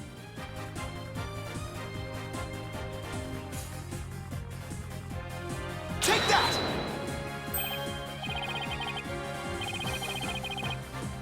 Well, would you look at that? The two tails are exactly the same. Yes, exactly. The two stuffed animals are based on entirely different animals, but the design of their tails is exactly the same. Oh my god, he's balding. Order. Order in the court. As long as the possibility exists that the tail belongs to Barmat Riney, we can no longer consider it to be decisive proof that the defendant handled the bomb. See? As things stand, I consider charges against the accused unsubstantiated. Wouldn't you agree, Mr. Payne? Oh, yes, of course, Your Honor. That was great, Mr. Wright. You turned things right around. Yeah, it's not over yet, but at least we managed to hold out this long. I believe that brings our proceedings for today to a close. Mr. Payne, I'm afraid you have some serious investigating ahead of you. Yes, Your Honor. Very well, let us reconvene tomorrow. Court is adjourned. Oh, 1 hour and 30-something minutes. It's not supposed to take this long. I think this is only supposed to take 2 or 3 hours. Sorry, I play very slowly. That was exciting, boss. We did it. True to form, you managed to just barely pull it off at the very last moment. True to form. Gee, I never knew you had such a glowing opinion of me. Thank you for everything you're doing. You did great, Miss Woods. You really stuck it out. And you got really brave at the end, just when we needed you most, Junie. Thanks to you, we were able to turn things around. Well, you were the one who gave me that courage, Tina. I am saying, this is... No matter how you look at it, I know she has a thing for Apollo. But as a Yuri enjoyer, I'm just saying, childhood friends? And they have chemistry? They have nicknames for each other? I don't care if you think I'm delusional. This is Yuri.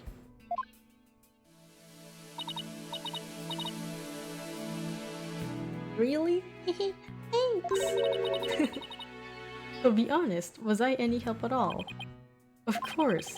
Without you, we would have never gotten out of that tight spot. That's good to hear. I may still have a lot to learn, but you can bet I'm going to give it my all.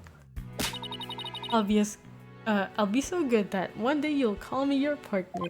Yay! That's what I like to hear.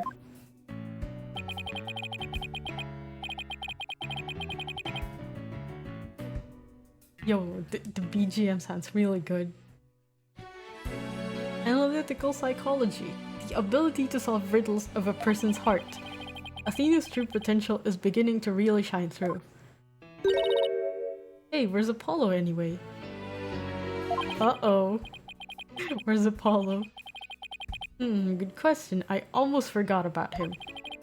I assumed he'd still be here in the lobby.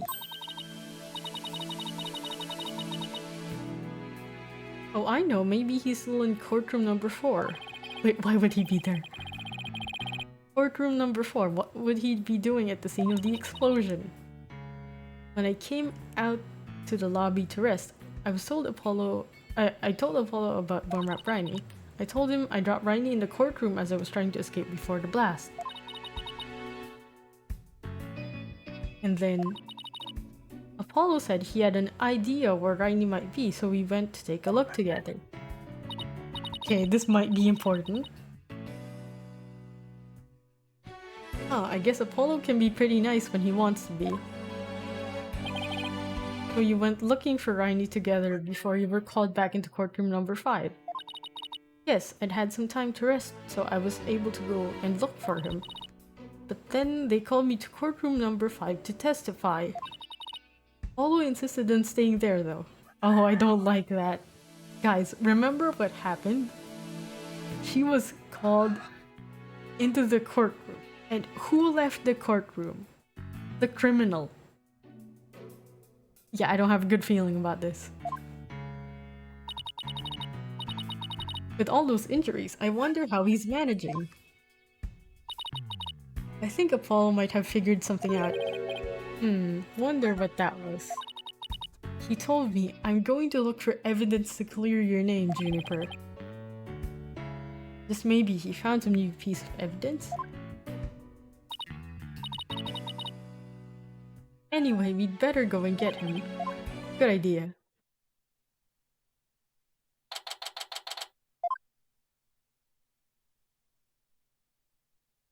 Where are you, Apollo? Trial's over for today! Come on, I know you're... No.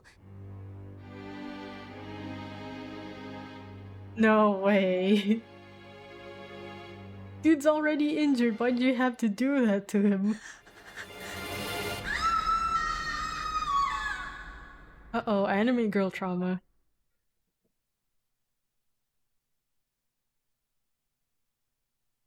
To be continued.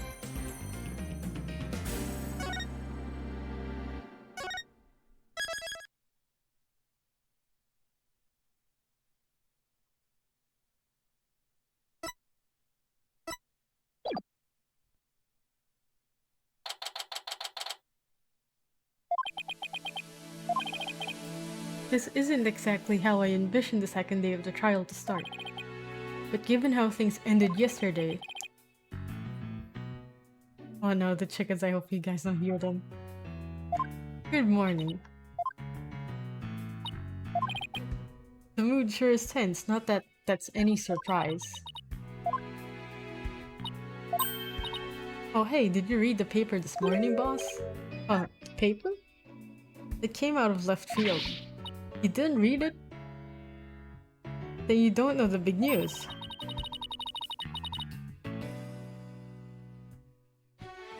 Somebody spotted an abominable snowman way up in the mountains. That's not big news. Tell me you know the difference between a paper and a tabloid, Athena. It might show up in the forest where you live, Junie. So you better watch out, okay? What? You really should read the story for yourself. I couldn't even begin to do it justice. Like Apollo. Justice? Huh. Oh, poor Apollo, and it's all my fault. Sniffle.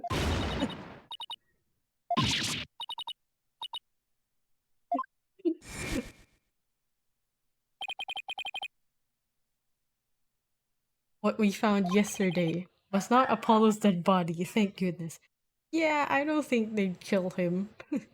I'm pretty sure they wouldn't. I mean, it's dual Destinies. And I would know if they killed him here, which they didn't. He'd been assaulted by someone with a blow to his head and was lying unconscious.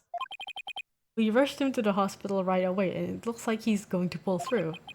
But it was still quite a shock to stumble onto a scene like that.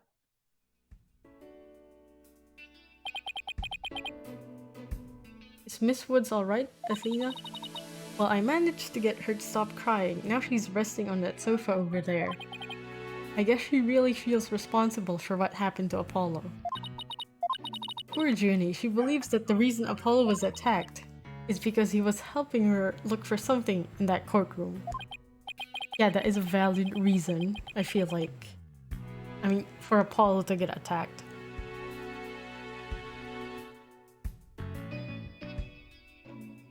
Oh, guess I can see why she'd think that. By the way, how are you doing? Who, me? Yeah, you. I know you're concerned about Miss Woods, but are you alright? Yeah, she did scream though. Like, I think it has something to do with seeing blood. I don't know. It seems like... Yeah, she got some trauma, man. Me? I'm doing just fine, boss. I mean, yeah, it was a huge shock, but I'm alright. People who've studied analytical psychology are great at times like these. After all, they've learned how to control their own emotions too. Somehow, I don't think it's as easy as she makes it sound. But there's no denying she's a real trooper. Apollo doesn't remember a thing, does he? Yeah, he can't recall anything from the time right before he was assaulted. Nothing about what he was doing in courtroom number 4, or who assaulted him. The doctor said it's probably due to that hit he took to the head. So, memory loss? Question mark? I don't know. Assaulted in a court of law and losing your memory at that. I know how that feels. Gas. But who in the world would do such a thing, huh, Mr. Wright? Just wait till I get my hands on the coward who hurt our Apollo. Yeah, it's the criminal. It's Ted to Nate, guys. Now, Athena, I thought you said you were in control of your emotions. The angry emoji is showing on her emoji widget.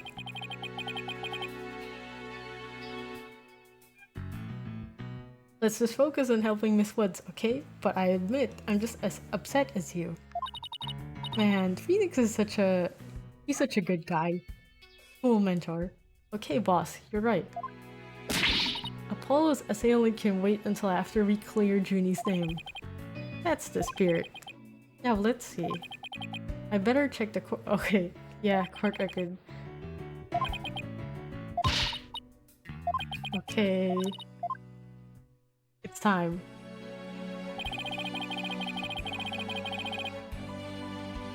With everything that happened with Apollo, I didn't have time for a proper investigation. No, that's just them making a reason, okay? For the tutorial case to not have an investigation phase. That's how it is. Don't worry about it.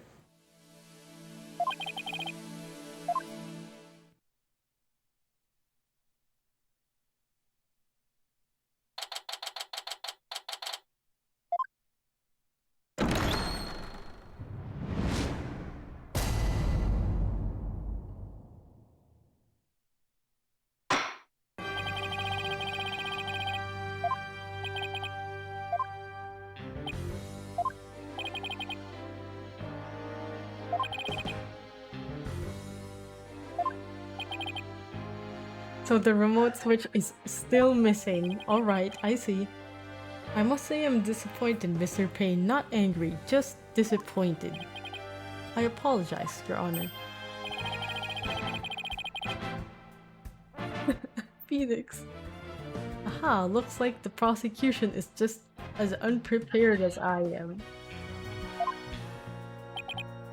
There is a separate matter, however, that I would like to bring up during this trial. I think he's talking about Apollo. He would be. I mean...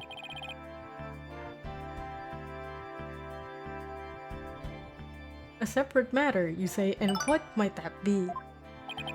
I assume you are aware that another incident occurred during yesterday's trial. I'm speaking, of course, of the assault on Mr. Justice in the ruins of courtroom number 4.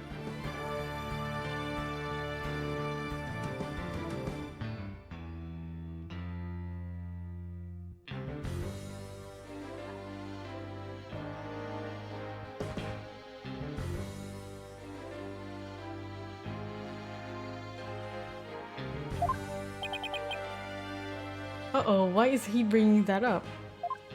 I mean... That's really something you have to bring up in this kind of case, you know? This is literally 3 incidents linked to this bombing. Yes, what a truly harrowing experience it must have been. Poor Mr. Justice. At the time of the attack, Mr. Justice was not alone. He was with the defendant, Miss Juniper Woods. Yeah, are you sure about that?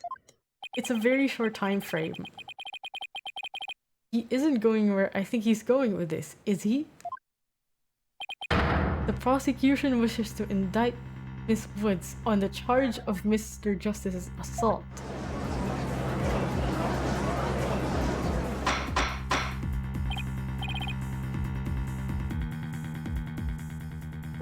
Order in the court. Mr. Payne, the incident under deliberation here is the courtroom bombing. Yeah, but then this is also relevant, so you know. The assault of Mr. Justice has nothing to do with this trial. Well... but I believe there is a connection between this case and Mr. Justice's assault. Please take a moment to consider these facts. Both events occurred in courtroom number 4. Okay, there's a map. Usually when there's a map like this...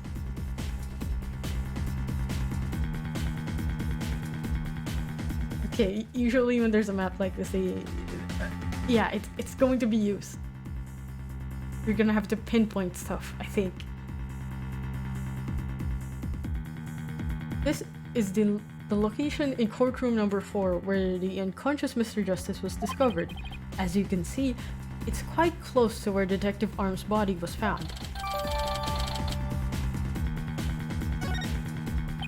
Wait, let's look at that one more time, just to be sure.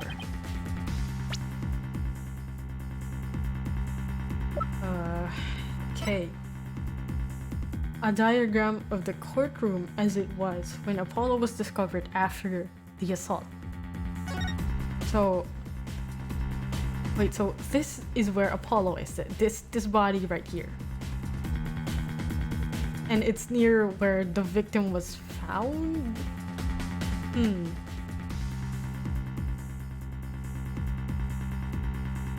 Okay, so there's rubble everywhere. Wait, are those cracks on the ground? Oh, we'll see later. Okay, let's continue. The question is, why did the culprit feel the need to maliciously attack Mr. Justice? Why indeed? What do you believe their motivation to be, Mr. Payne? I believe Mr. Justice found something in that courtroom while Miss Woods was with him. Evidence that fingered... What? Oh, her as the perpetrator of the bombing. You mean he found some incriminating evidence?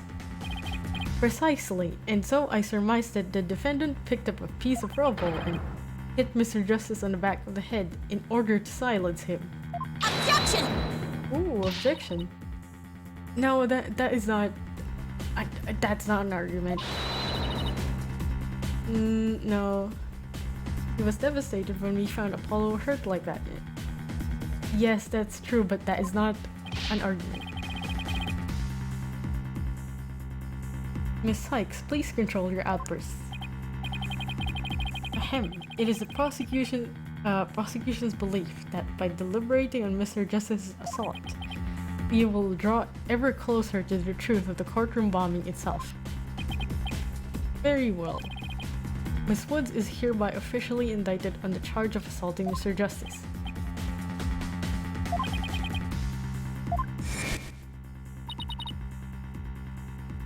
Yeah. I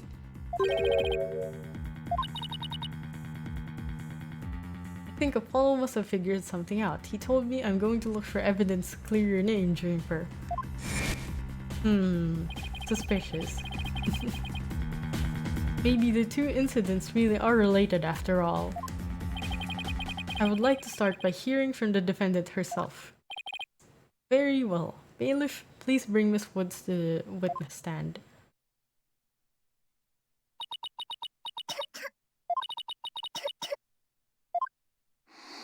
Oh, the anime girl is coughing for real, for real.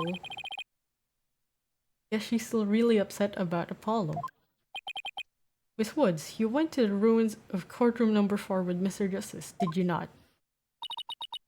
Yes, I did. Good, good. If you would then please testify about what happened to the court. Okay, witness testimony.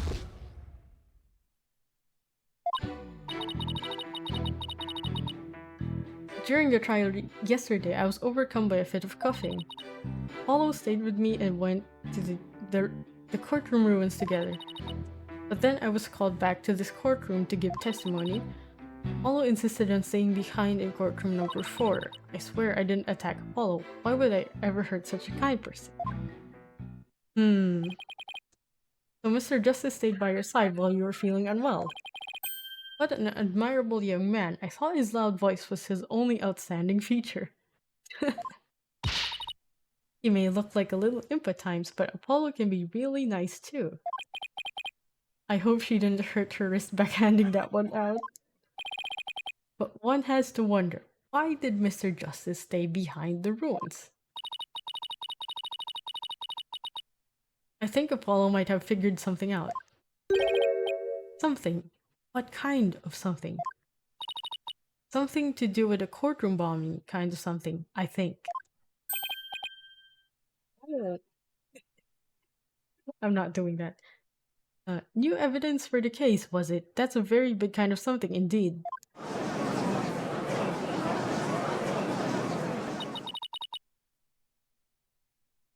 I believe so. He mentioned looking for some evidence while I was called away. Objection!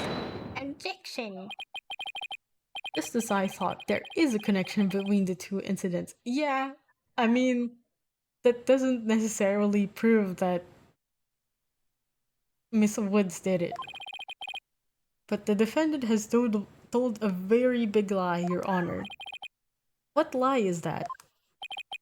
When she learned Mr. Justice would be looking for evidence, she attacked him.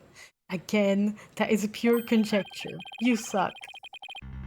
She attacked him to give herself the chance to destroy the evidence. Objection!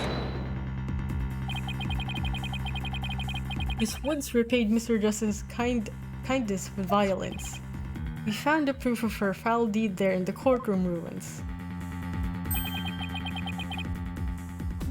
Gasp. What on earth? Do you see it? There, in front of Mr. Justice's right hand. Wait, I remember this. I remember the answer to this. Wait, I could be wrong though. No. Wait, what? Sorry, I don't see it. Do you see it? There, in front of Mr. Justice's right hand. Witness the message he left for us. It's written in blood. Okay, whose blood is it?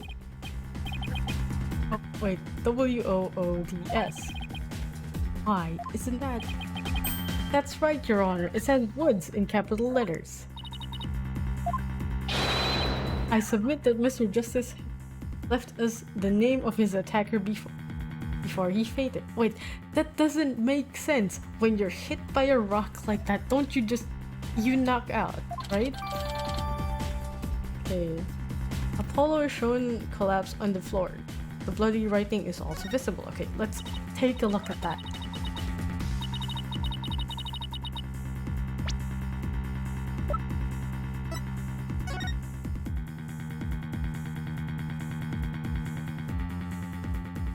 Wait. Why would he have blood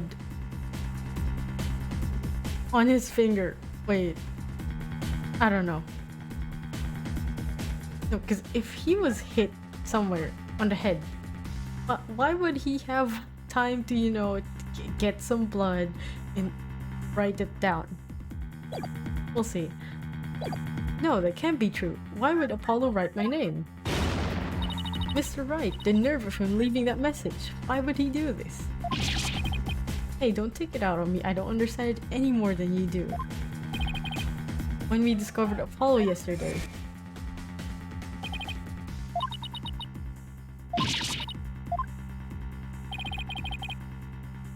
we didn't even have a chance to rush over to him. As soon as security heard Athene scream, they ran in and cordoned off the area. After that, they were there in courtroom number 4 with Apollo the whole time. Yeah, and who can be in crime scenes, right? We couldn't investigate anything ourselves and had to leave everything to the police.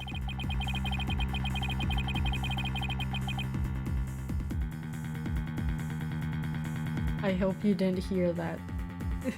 Still, I never thought they would find some bloody writing there.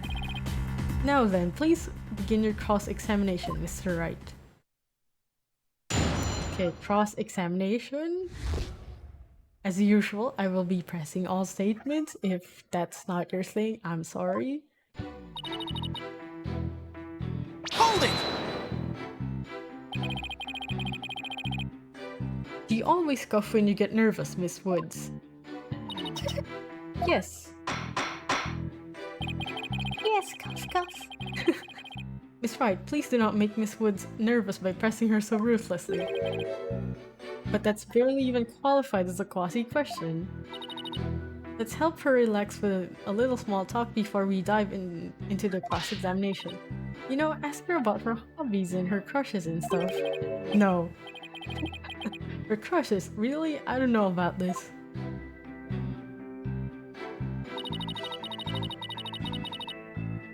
Hold it! Why exactly did you go to the courtroom ruins? You went to look for my medicine, to stop my coughing. Your medicine? Why would your medicine be in courtroom number 4? I dropped it in the heat of the moment. Comrade Bryony, he was keeping my medicine safe for me. Oh, I see. Because he also has the zipper. He has a little compartment that I can put things in, you see? And Phony Fanty has the same type of pocket. That's where the bomb was inserted. I had put my medicine for coughing fits inside Bumrap Bryony.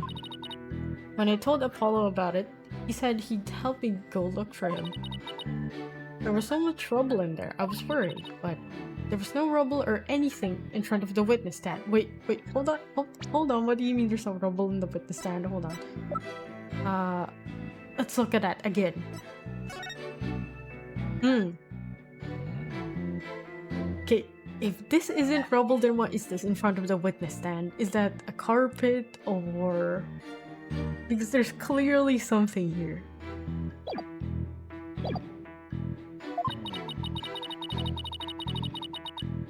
So when we got inside, Apollo went straight there and started looking for my Rhiney in that area. It was so nice of him to do that for me, in spite of all his injuries. He's really damn bad. Apollo is so strong and kind, just like the trees of the forest. The way she makes him sound, you'd think Apollo was some kind of ancient god. Well... Oh, wait. So that's why you went to the ruins, I see. That seems to be quite an important fact. Please add it to your testimony, Miss Woods.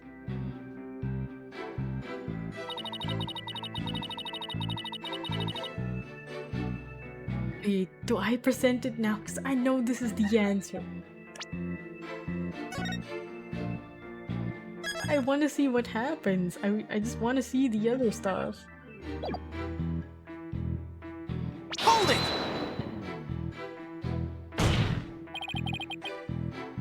The area around the witness stand, are you sure about that? I'm sorry, did I say something wrong? Yes, I mean, no, but, you know. No, of course not. I was just testing my hearing. Must not upset her, must not upset her. Yes, I'm sure that's for research first.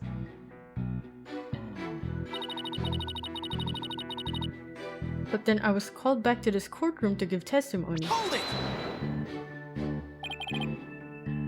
That was when you were called to the stand after Mr. Tonate's testimony, right? Yes, the bailiff came to courtroom number 4 and brought me back to his courtroom. And what about Mr. Justice? Did he come with you or did he stay behind? Apollo insisted on staying behind courtroom number 4. I swear I didn't attack Apollo. Why would I ever hurt such a Oh, never mind. Okay. Where were we? Okay, this one. Press. Hold it!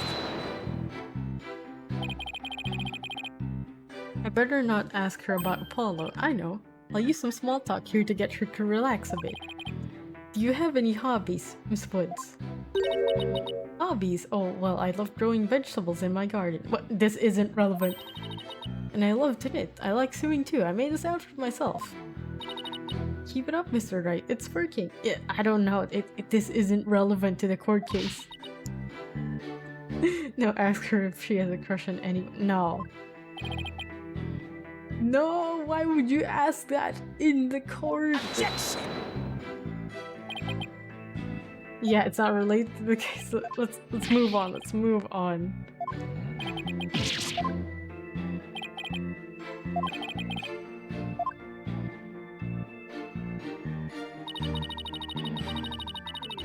Hold it! Yeah, this is not relevant. Okay.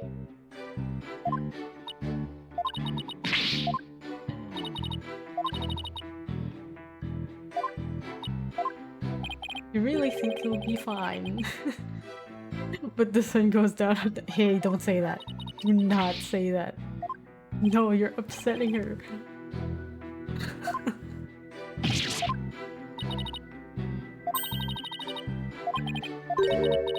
Oh, wait, hold on. I fast forwarded. I mean, I pressed it too quickly. Okay, huh?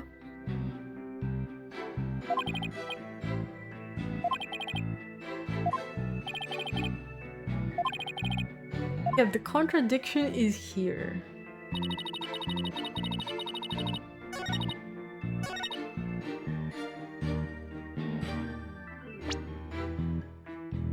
How are you sure there's no rubble when you look at the diagram?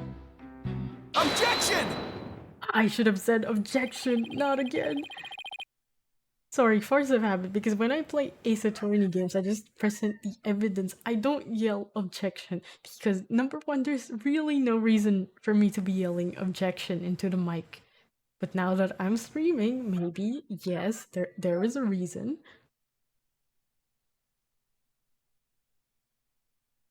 Anyways, so he started his search for the witness stand, you say. That's right. I guess maybe he wanted to start from the furthest point in the room. He was being so brave and strong. But that's odd.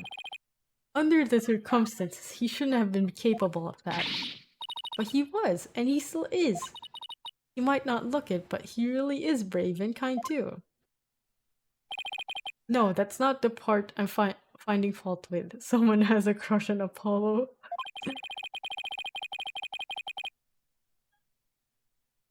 What you are claiming is something that no one should have been able to do. But I should think that anyone can be brave and kind if they wanted to be, Mr. Wright. True, anyone can be brave and kind, but if you would please take a look at this diagram.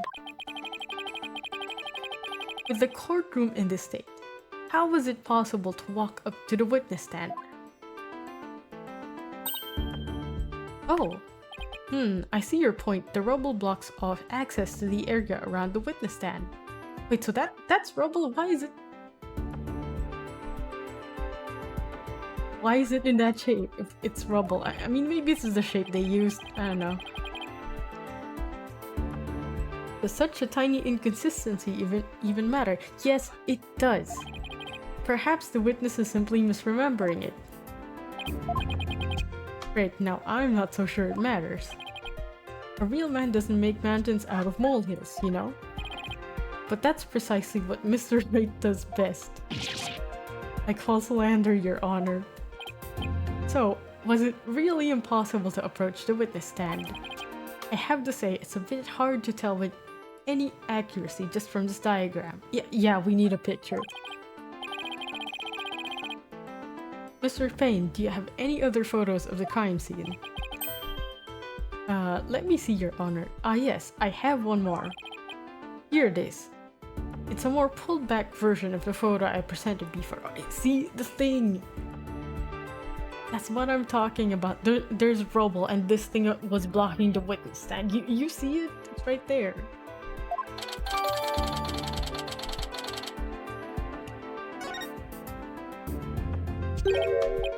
Oh, what's that hunk of metal on wheels? Yeah, it's a transport crate. Mr. Payne, is the metallic object in that photo of Mr. Tenate's bomb transport case? That's right. Is there some problem? Ah, yes, the transport case was there when courtroom number 4 was there in courtroom number 4 when the bomb went off. It must have been there ever since. Oh, that's it. Miss Woods, have you remembered something? Yes, I just realized its position. It's different from before. Wait, so someone moved it.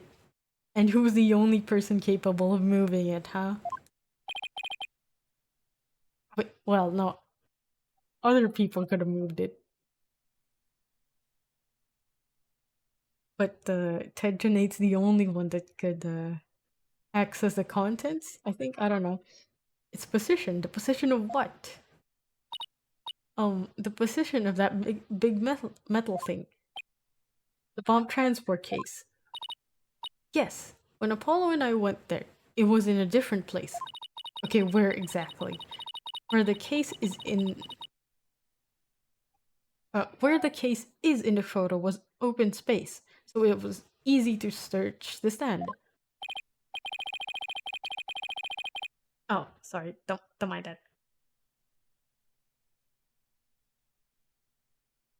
I see. So where was the transport case when you and Mr. Justice saw it?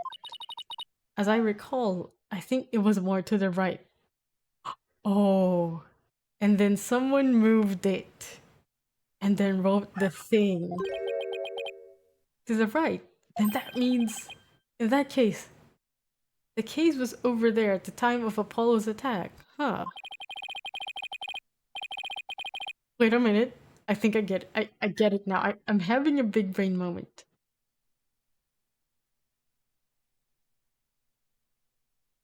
Wait, are they sure that that's Apollo's blood? Remember, the victim, she had some blood on her too, right? It could have not been Apollo's blood. You never know. Who cares where the transport case was when? What difference does it make? Man, this lawyer pisses me off. Objection! It has nothing to do about... Wait, I didn't read it, I'm sorry. It has nothing to do at all with what we were talking about. Objection! Where the transport case has everything to do with this discussion. In fact, it's so important that it's enough to turn the prosecution's argument on its ear. What? Well, that certainly sounds very relevant indeed, and you sound as though you know where the case was at the time of the attack. Yes, Your Honor, the diagram represents the crime scene as shown in the photo, and this is where the transport case was at the time of the assault on Mr. Justice. Alright, I have this. The bomb transport case was here at the time of Apollo's attack. I don't need to save. I know it. I know it. It's over here. Take that! Honor, I assert that this is where the transport case was at the time of the assault. But that's... inconceivable!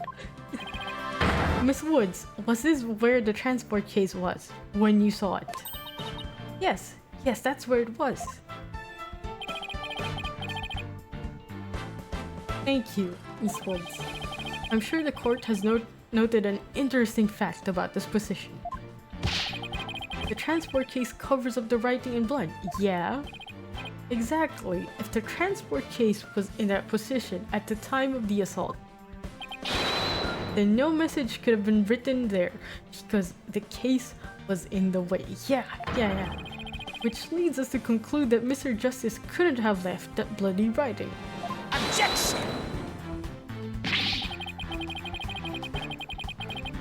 Why should we believe the defendant's claim that the case was in a different position? Okay, yeah, that is valid. She's obviously lying. Okay, you can't say she's lying unless you have evidence. But it's a very, very much valid point to argue, you know, against believing what the defendant said. Objection! The fact that the case was moved after the assault on Mr. Justice is proved by more than Miss Wood's testimony alone. What? And where is this proof you're talking about? It's right here in the crime photo. I'm keen to see this proof myself, Mr. Wright. The traces, the skid marks. What in this photo indicates the transport case was moved after the assault? The skid marks. Take that! I should have said... No, it's fine. All the proof you'll need, Your Honor, is right here. What do you mean? I'm pointing at the fucking skid... I'm sensing feelings of doubt on you. Come on, it's the skid marks. Do I have to point at the... okay. I guess I need to be more accurate, huh? Let's save first.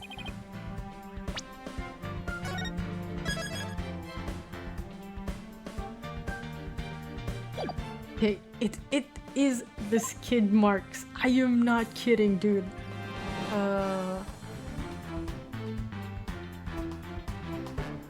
Is this enough? Is this accurate enough? Take that! Ah, come on.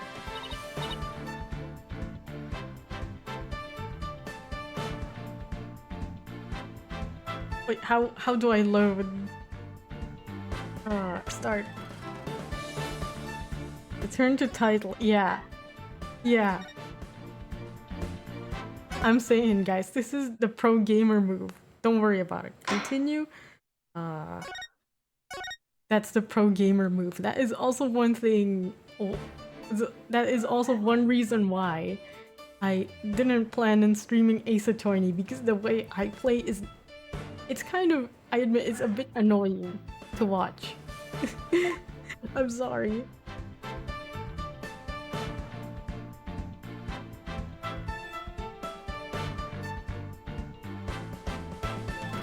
I have to point at the wheels because I know it's the skid marks. It's right here. You know, I'm just gonna point at the wheels because why not? But it's obviously the skid marks. Do you guys not see it? No, you guys do. The game doesn't. Take that! Oh dear God.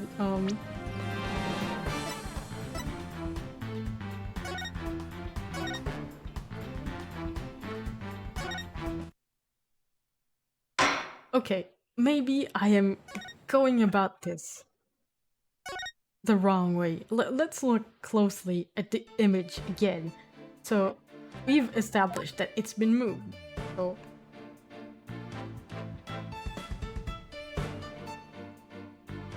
we point to this. I don't think it's this one yet.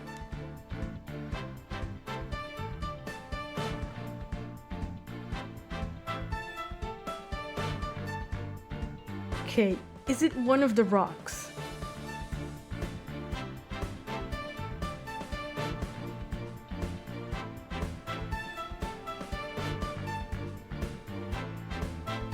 Take that!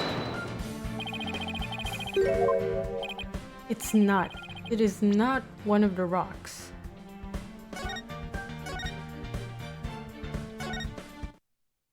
Okay, let's point to...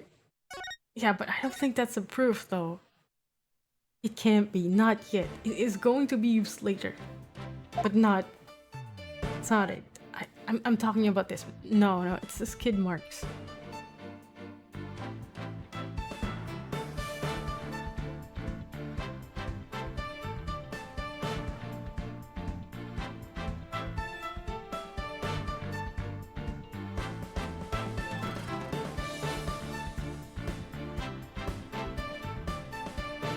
Take that!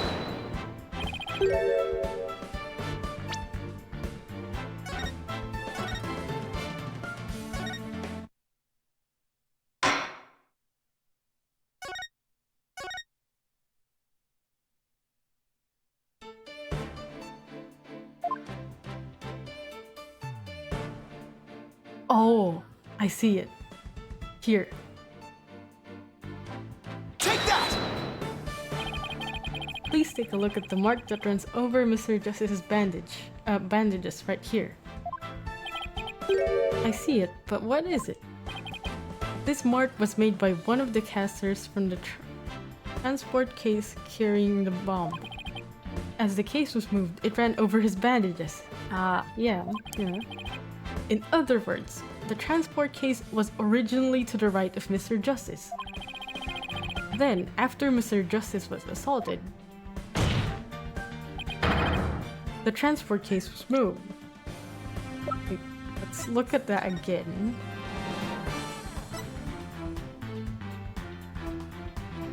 Yeah, that makes sense.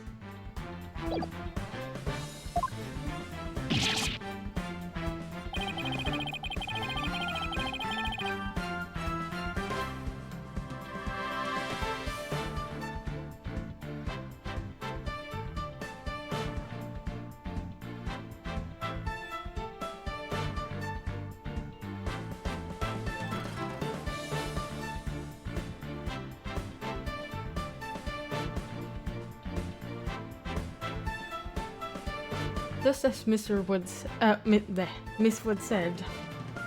Oh jeez, I'm getting a bit... No, it's okay, we got this. Okay, just as Miss Wood said, the case was covering the writing at the time of the assault. Therefore, it was impossible for Mr. Justice to have left that message in blood. Yeah, did no one think to check whose blood it was? Someone's gotta run a DNA on that.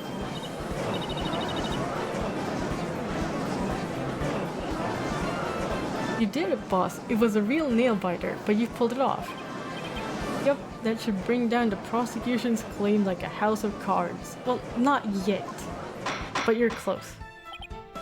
Order in the court. Mr. Wright, that was a very clever deduction. Oh, it was nothing, Your Honor. Nothing but pure genius. Take that.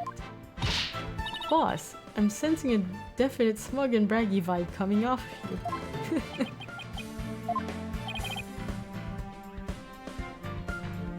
I have just one question, Mr. Wright. Yes, Your Honor. If Mr. Justice didn't leave this message in blood, then who did? Yeah, that's a thing. Huh. What? Oh. Well, looks like I should have taken that train of thought to the last station.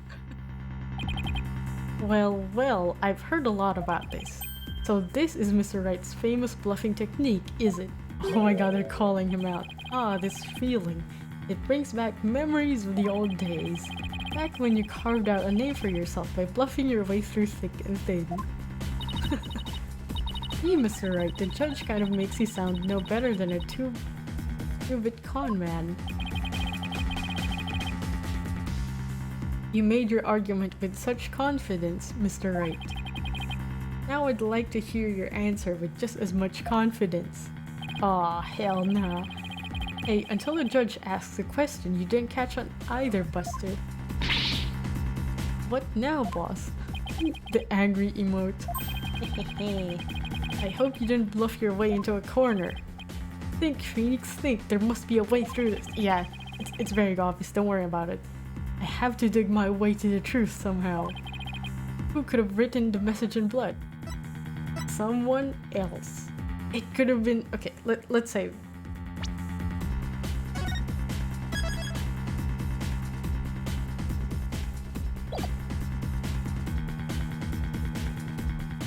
I don't... Okay. I mean, it could be the culprit. It could also be someone else. If it wasn't Apollo, who could have left the bloody message?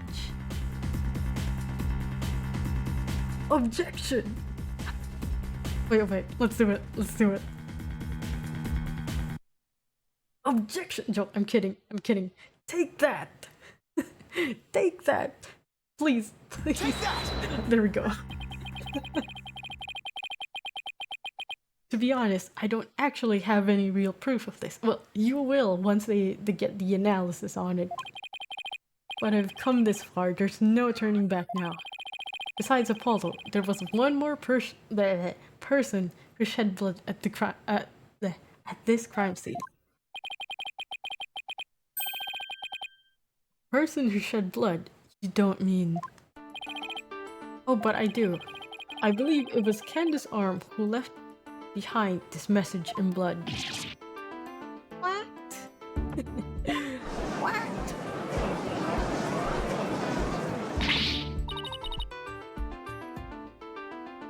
What? Detective Arm? Are you sure you know what you're doing here?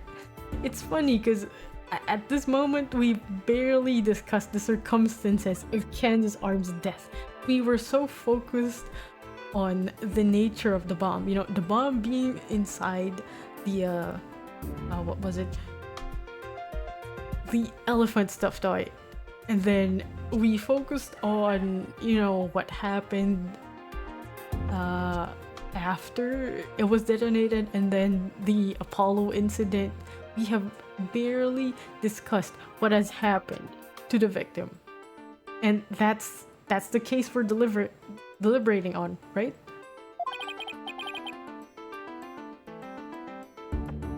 Not really. Objection! Objection. What kind of ridiculous assertion is that? If you had said the attacker left a message to throw people off, it might have made sense. At first glance, that would seem to be the most reasonable explanation. However, Apollo didn't shed enough blood to write such an extensive message. Okay, yeah, that's a good observation.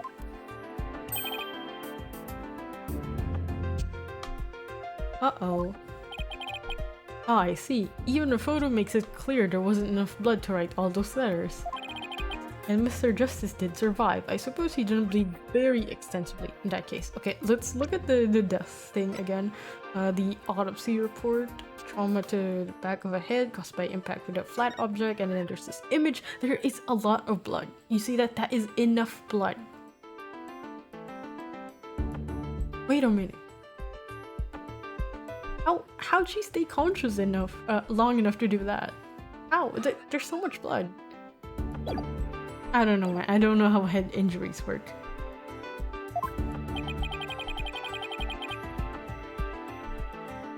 But why would Detective Arm write the defendant's name?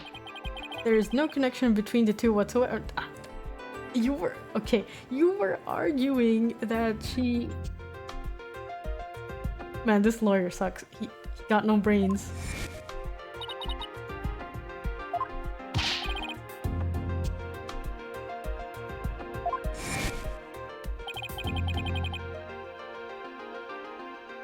They had never even met each other. That's very true. Well then, let's see. There may be the intended meaning of the message is not what it appears to be. Wait, chat, I think I remember. Ah, I spoiled myself. I know it now. It's because I played this one before. I didn't get very far in the second case though. Okay, not what it appears to be. Maybe the message was not intended to be words. Coming from you, that's quite the bold statement, Mr. Wright. You wish to assert that this bloody writing could have some other meaning. Yes, Your Honor. For something I pulled out of a wormhole, it could turn out to be true, right? Objection! Phoenix is so funny. He's just making all these arguments and hoping they stick. And I mean, it's won him some cases before. Clearly, no normal attorney could have won Turnabout Big Top. I hate that case. It's so... Okay, I hate Big Top because number one, what the hell? I don't like the characters. Number two, it was actively punishing you for using an in-game mechanic. Actively punishing you by pressing the clown statements. I hated that. As someone who presses every single statement, I hated that one. And third, it was just I don't know. It just does not make sense. The circumstances of the death was just no. This is not real. That could no, that could not have happened. Oh, I think it was also the same case with the Beyonce joke. But anyway, let's move on. It clearly says woods, as anyone can plainly see. No, it doesn't. What other meaning could it possibly have? Objection! But Candace's arm was a detective. Maybe woods only means something to the police. Like a police scanner code, for example. I didn't think of that. You may have tricked his honor, but you'll never get the best of me. I have a thing for studying on the weekends, as you may have already guessed. No, I didn't. And there is no such radio code as woods in the state, dear Mr. Wright.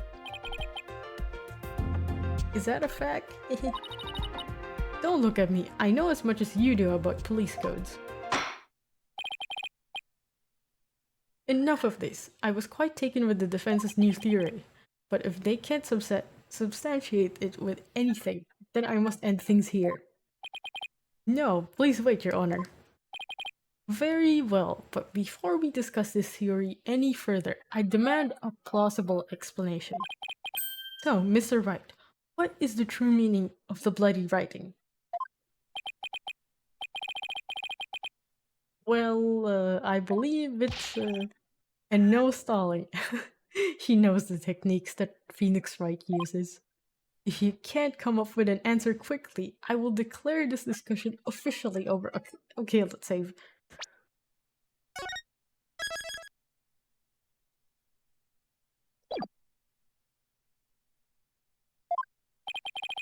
I'm in trouble now.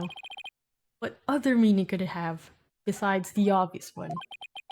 Maybe it means something in another language. Or maybe it's a code. Think, Phoenix, you can do this. Where's Mia? Mia Faye, what was it? The meme, when she goes, what was it? Phoenix, it's me, believe in yourself. Which piece of evidence will tell us what the word woods really means? Chat, again, I apologize. I remembered something. I'm sorry that I'm figuring it out real quick, but yeah, I remembered it. Okay, before I present it and before Phoenix starts to explain. Wait, no, okay, fine. Let's just wait for the explanation, but just know I know it's this one. Take that! Take that. Please. Hello? Take that. 3DS, I swear to God. There we go. The bomb transport case. I've about had it up to here with your shenanigans, Mr. Wright. No, wait. He's cooking. Let him cook. Let Phoenix Wright cook. Take a look at the numbers on this case, Your Honor.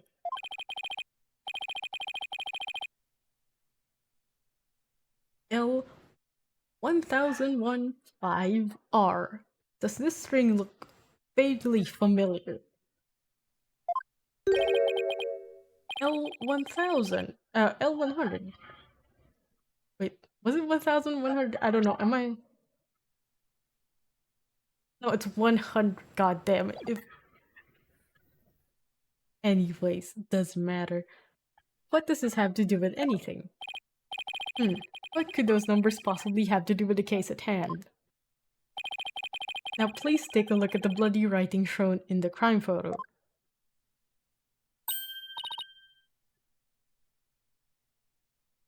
Oh, I think I see it. Atta girl, that's one on my side. I mean, of course. It says woods. That sound effect woke me up like a SpongeBob. Which one? Which one? The Eureka? The oh shit. What's the word? Quick. The ding. Yes. Or you could say it's a horse of a different color, Your Honor. Well, welcome back to the land of living, Soundo. I think we're about to crack the case. Maybe 30 minutes more? An hour more? I don't know. Probably 30 minutes if I don't keep yapping. But that's how it be. The first character isn't a W. It's actually an L and a 1. The next two are zeros. Oh my goodness. The true meaning behind the bloody writing isn't Miss Wood's name. It's the number engraved on this bomb transport case. Objection! Objection! What are you talking about? The next part doesn't make any sense. No, it does. The next number is a 1, but the bloody writing says D. Objection! Objection! Wait, I can't yell. It's 5:46 a.m. But the number on the case and the bloody writing can be made to match up quite easily. Yeah, you can manipulate that. This is how the numbers on the transport case can be made to match the bloody writing. You erase backwards. Wait a minute. Let's look at the photo again. L100. Wait, the L100. And then there's a 1.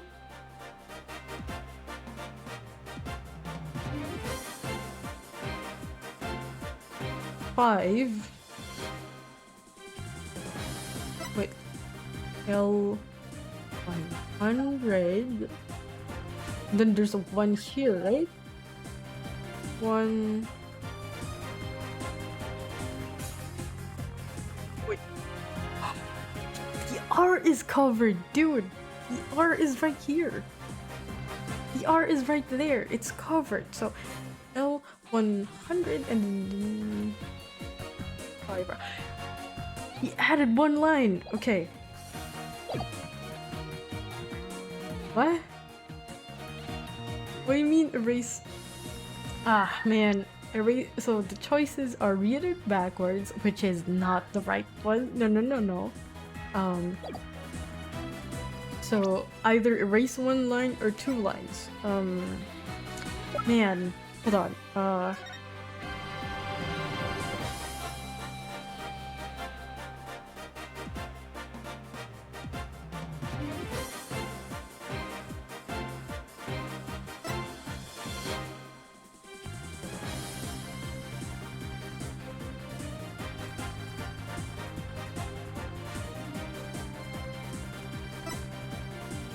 Wait. We're cooking, okay? L 1001 5R. L 1001.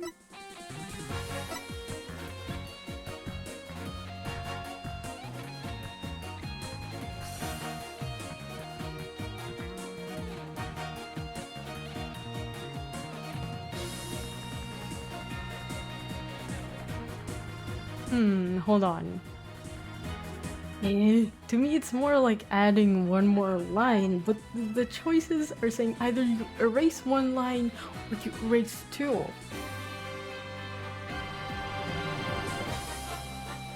Okay. What if we say erase 2 because the R is covered? It counts as 1 line, right? Does it? Dude, I don't know. We're just gonna have to save scum. Let's save first.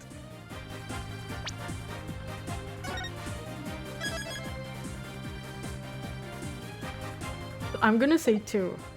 Because it can't be read it backwards.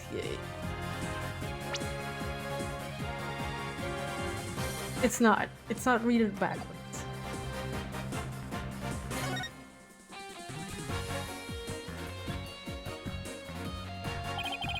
Please erase the 3rd downward stroke. Oh wait, was it asking? Oh, I thought they were saying which lines were erased. Okay, I read it wrong, but well, we arrived at the correct conclusion. Please erase the 3rd downward strike of the W and the curved part of the D. Yeah, if you yeah, I imagine that the person writing this, Candace Arm, when she was writing this one, you know, you're dying, you're bleeding out, you're trying to write a last message. It's gonna be hard to write a very, you know, readable, legible piece of writing. So, you know. Please erase the third downward stroke of the W and the curved part of the D. See? L1001-5 and then the R is covered right there. Well, would you look at that? No, Judge, that's not it. No, Your Honor, it isn't meant to be read as a word. It's the number L1001-5, which, if you take away the final R, man, the chickens, is the exact same number that's on the bomb transport case. Objection! Erase two lines and they match up, you say? Well, I can change anything into anything else simply by erasing two lines. What if we erase two lines from your name? Would you be happy as Mr. Wright? Well, would you, Mr. Wright? The only right spelling is right. Okay, I'm doing pretty well here, and I think I've drawn the right conclusion. Detective Arm's real message to us is the bomb transport case number.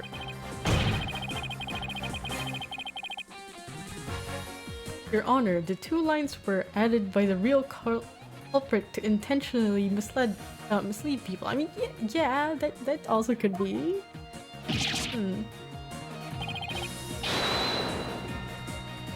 The original message Detective Arm left behind was the transport case number. And you know what that case number points to, right? It's Ted. But whoever assaulted Apollo changed the message. If you're right, boss, then what do you suppose Detective Arm was trying to tell us? She was trying to tell us about the dude. Good question. What does this number represent? Well, it's Ted to Nate. Do you see this number here? That is my identification number. Candace Arm lost her life in the courtroom bombing. Her dying message could only have had one purpose. No! To tell us the name of the one responsible for the bombing. Okay, let's go, Felix. Get them. Get their ass. Well, don't keep us in suspense, Mr. Wright. Tell us who she was trying to name. The culprit that the victim was trying to identify is none other than... I'm kidding.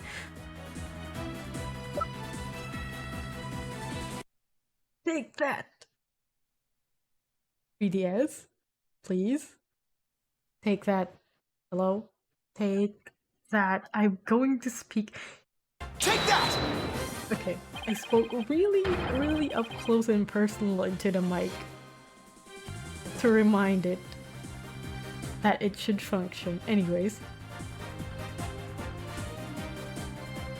the defense wishes to indict Mr. Ted Tunate on the charge of the courtroom bombing. Okay, yeah, we're getting somewhere.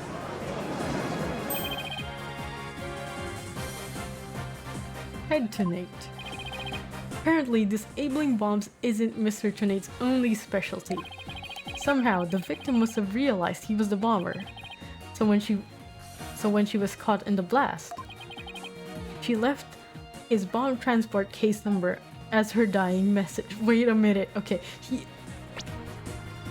I don't know if I should be saying anything because I don't want to ruin the surprise for you guys, but then it's also obvious. Look at this map. Okay? Wasn't Candace's arm found near the entrance, but the message is right here, so she got moved. That was an attempt at a diversion.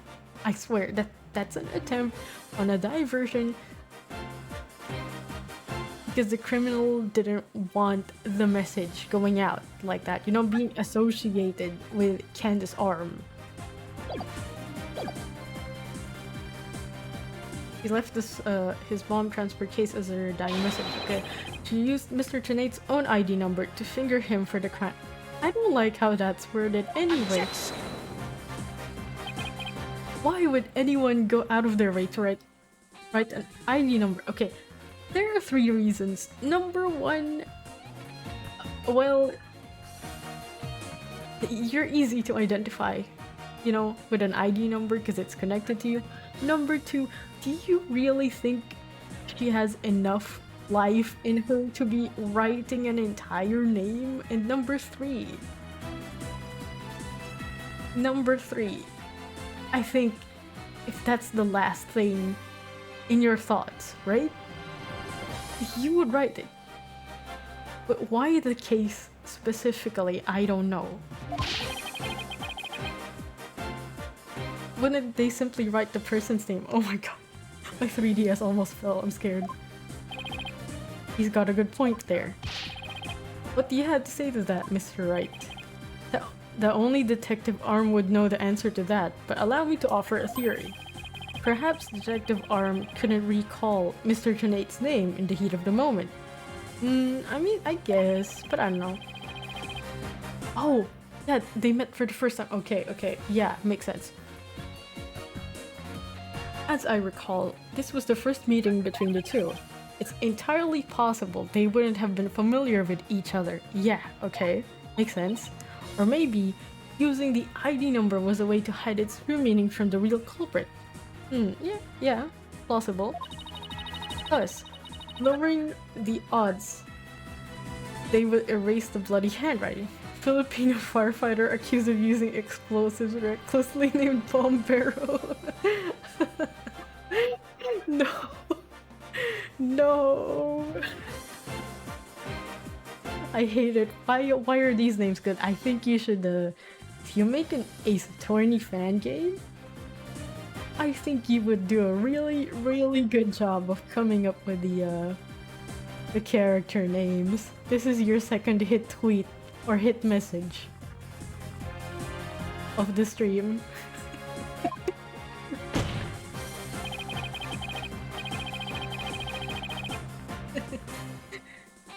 But no matter what the reason, the important thing is the meaning behind her message. Guys, TMI, but I think I gotta poop. Oh no. No, it's okay, we got this. I'm not constipated. Okay, the fact remains, she wrote Mr. Tenate's ID number. Now just one moment here. There hasn't been any proof yet that it was indeed Detective Arm who wrote it.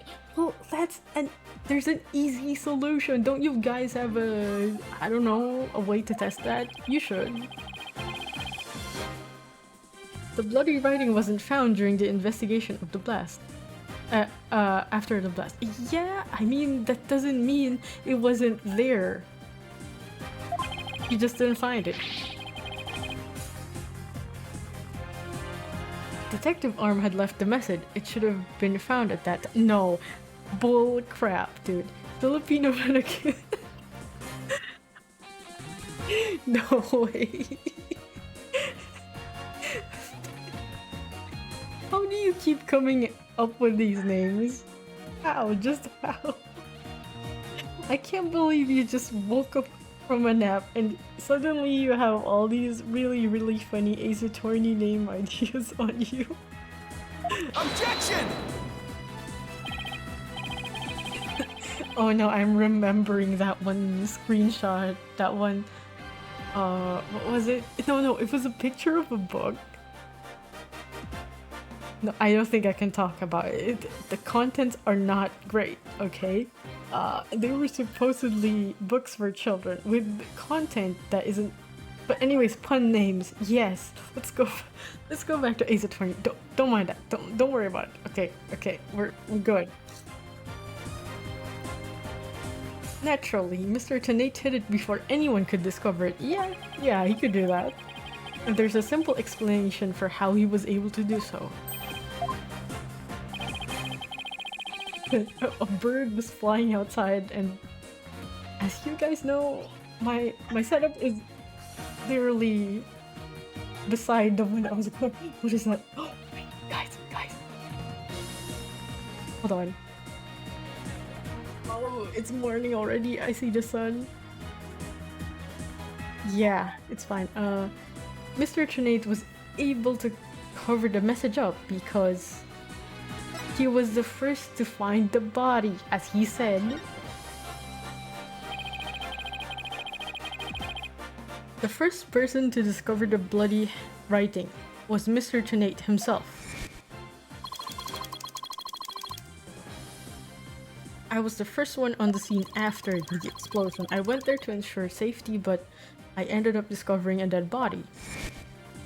Yeah, discovering, okay, self-report among us. When Mr. Trinate saw that the victim had written his ID number, he used the bomb transport case to cover up the bloody writing as a stopgap measure. Oh, so that's why the message in blood was under the transport case.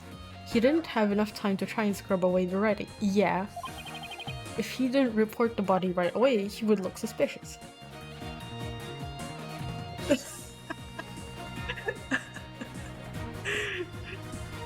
I can't believe this. I can't believe this is happening. This is the fourth good name you've come up with the entire night.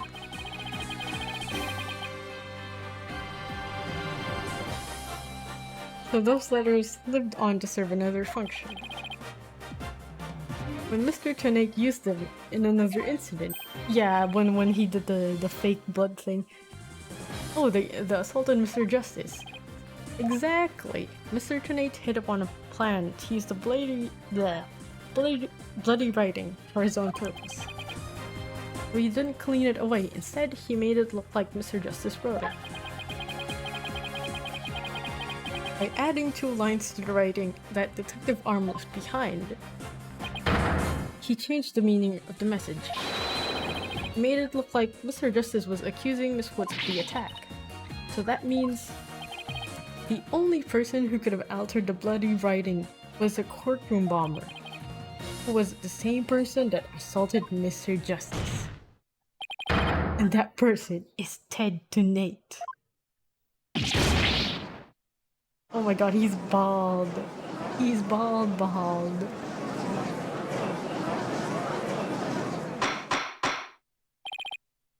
Wig snatched. Order in the court. Order, I say. It looks like we will have to hear from the bomb specialist himself. Okay, let's go. This will probably take like 30 minutes, I don't know. Wait, did I say that 30 minutes ago? Uh-oh. Mr. Payne, please have Mr. Trinate take the witness stand. Yes, Your Honor. That was great, Mr. Wright. Just doing what I do best, which is flying by the seat of my pants. Dismantling the case is yours. Do you think you can handle it? I look forward to seeing you try.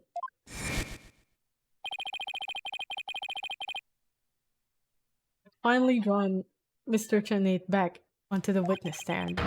Looks like you'll get your wish, Goggle Man. Now watch me take your lies apart. Yay! We're finally here. We're going to see my favorite part of any Ace Attorney game, and that is the breakdown. The breakdown animations. They're so great. I forgot it. I forgot how this one looks like. It's been a while. Mr. Trinate, I'm afraid we have a few more questions for you. Man, I need some water. Hold on. I need to get some water. Let me just mute for a bit, and then there we go. I'm just going to take a tiny little sip.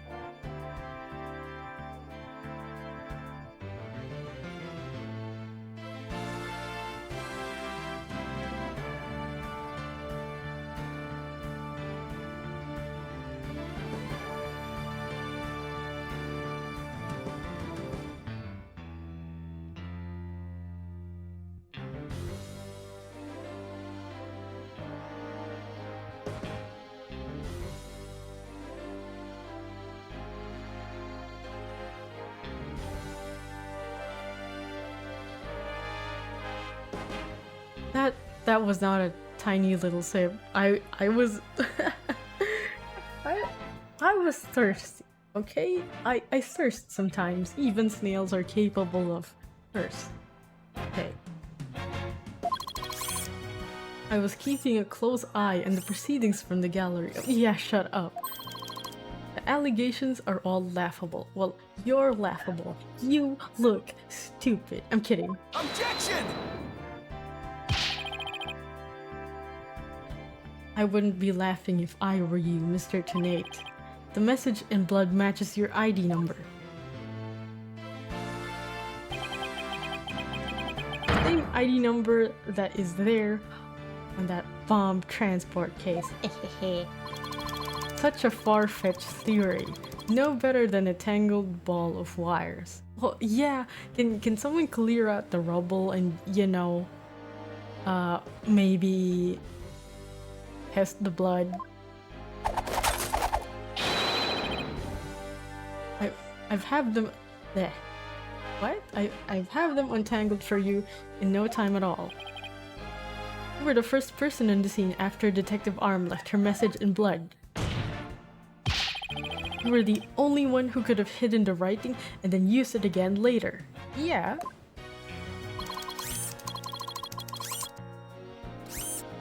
I see, ×2.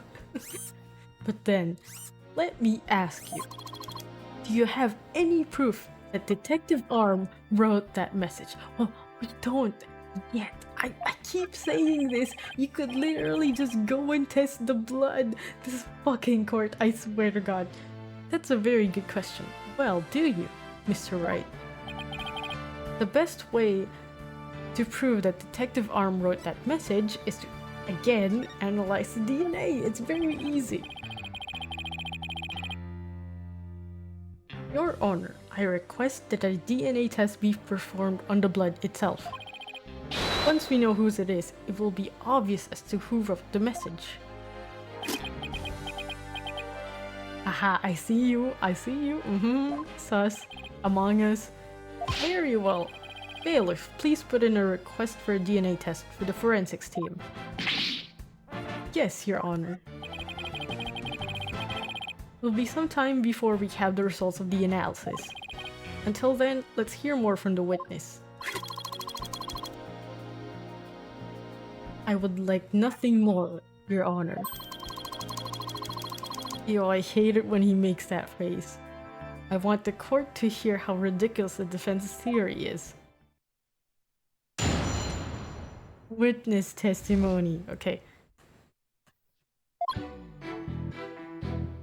I admit I was the first one on the scene after the explosion, but there was no bloody writing there at the time. Are you sure about that? Okay. Anyway, there is no way Detective Arm could have written it. She struck her head on rubble and died near the courtroom entrance.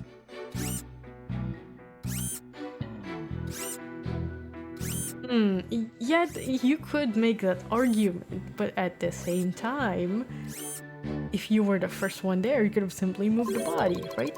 She was too far away from where the bloody message was found.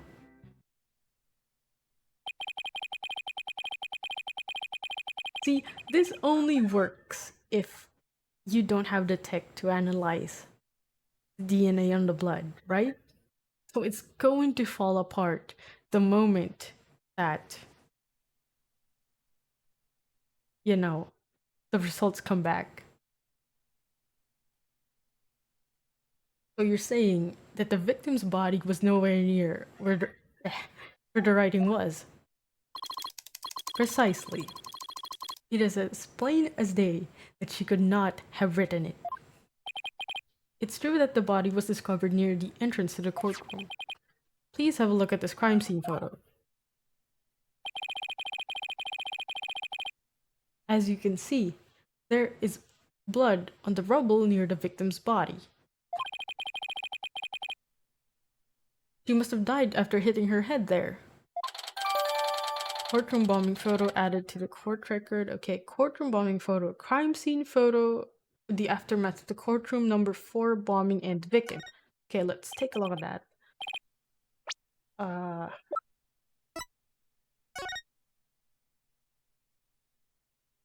Hmm. Yeah, how do you explain the blood there though? Wait, you could explain it. I mean, maybe he didn't have time, so he was on a rush, and then since the victim was already bleeding, he's kind of left her there, and then in a hurry, and then she hit her head when she was already, she she already met Papa God or something.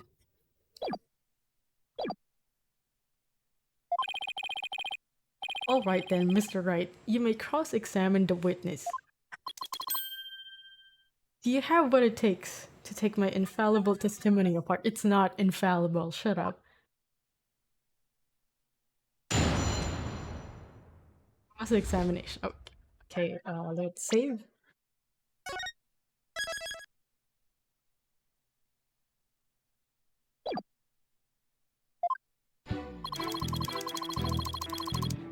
Hold it! Why were you the first person on the scene? To secure the area. I mean, yeah, makes sense. It is regulation for a bomb disposal specialist to enter first. In other words, you had the opportunity to alter the bloody writing then, didn't you? Well... Objection! Mr. Wright, please don't interrupt. Mr. Tonate is about to give testimony that will show you how wrong your reasoning is. No, you don't interrupt. You shut up. Darn, I think he was just about to say something interesting too.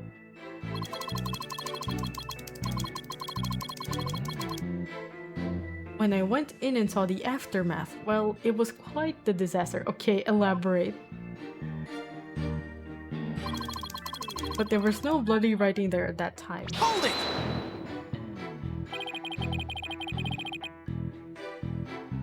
You were able to tell this even with those goggles on? With these goggles, there is no way I could have missed something like that. I can see quite well with them. In fact, I can see every hair on your spiky head.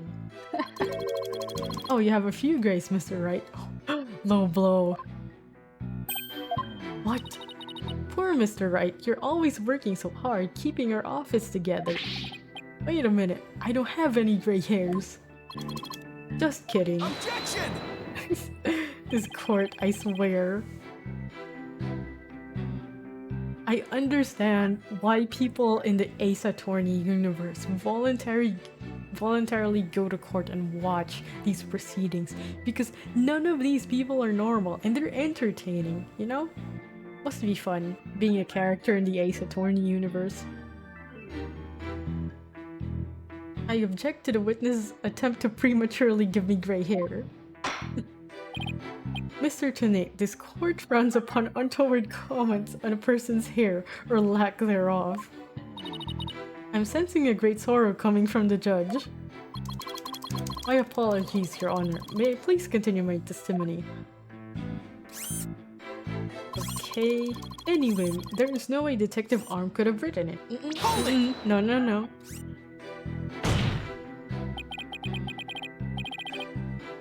If she didn't write it, then who do you propose did?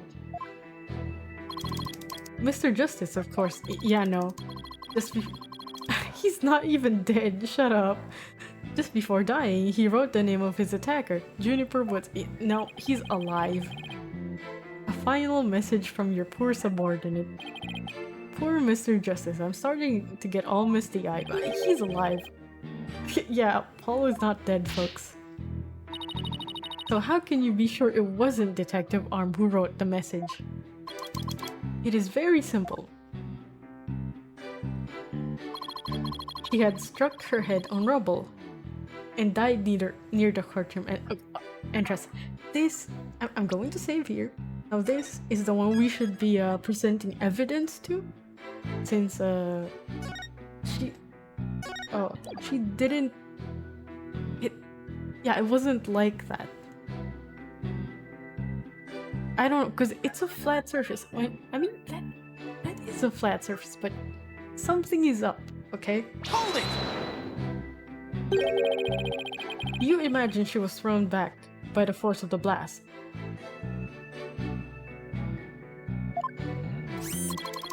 A bomb can inflict damage not only from the explosion itself, but also substantial secondary damage from the blast wind. Detective Arm unfortunately hit her head on some rubble. It's stated in her autopsy report as well as cause of death, trauma to back of head. Ah, the autopsy report. I'd better take another look at that. Yeah, the autopsy report, there's something in it. Now, do you see? Detective Arm could not have written that message. The reason for that being...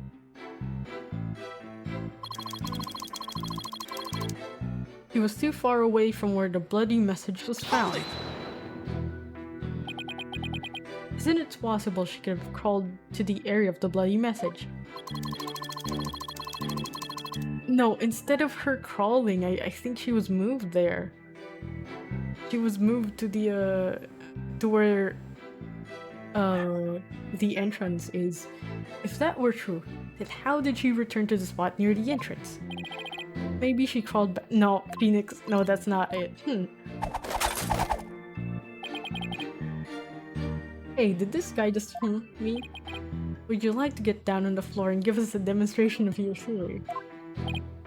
Ah, no thank you. The victim's body and the writing are several yards away from each other. There's no way she could reach. Quite the conundrum. So that means something is off somewhere. There must be a contradiction. Yeah, that's what I'm saying. Maybe the body was moved. But that doesn't explain how blood got onto the rubble.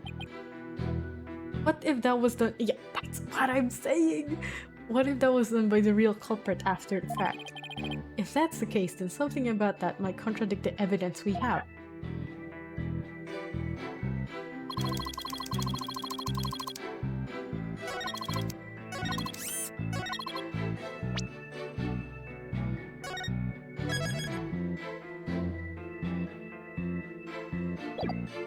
Okay, we present evidence here.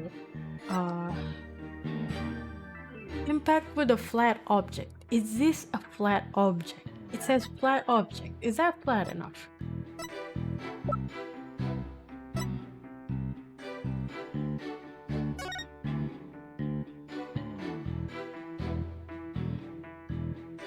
I mean, it could also be the map because they're talking about the location. Okay, there's two possible ways we can go about it. Her head being the way it is, or we could highlight the fact that she was near the courtroom entrance.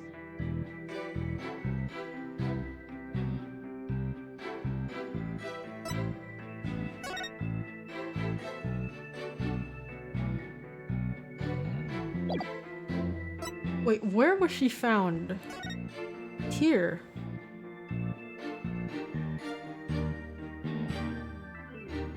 Wait a minute.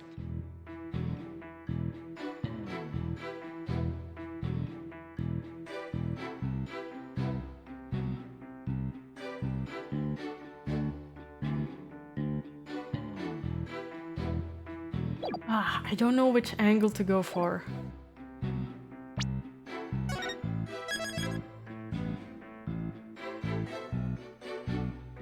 You know what? I'm going to go for the autopsy report since it says flat object.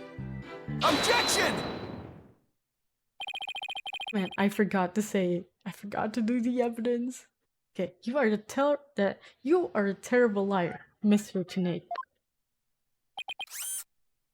Question mark. Question mark. Take a look at this autopsy, specifically the part about Detective Arm's head injury. Cause of death: trauma to the back of head caused by impact with a flat object. Yes, what about it? Now take a good look at the bloody piece of rubble. It's sharp and pointed. Yeah, that's what I said. Oh my god, he key smashed. Is that the breakdown or... No, not yet. I don't think so. Hey, you're right, boss. It is pointy. Just like your hair. Man, Phoenix can't even catch a break. That thing is odd, isn't it? What could be the meaning of this contradiction? I believe it means the victim did not hit her head on this piece of rubble.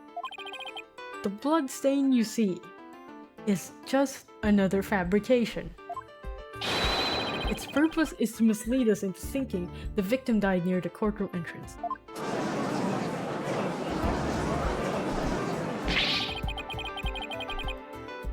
Are you claiming the culprit moved the victim's body?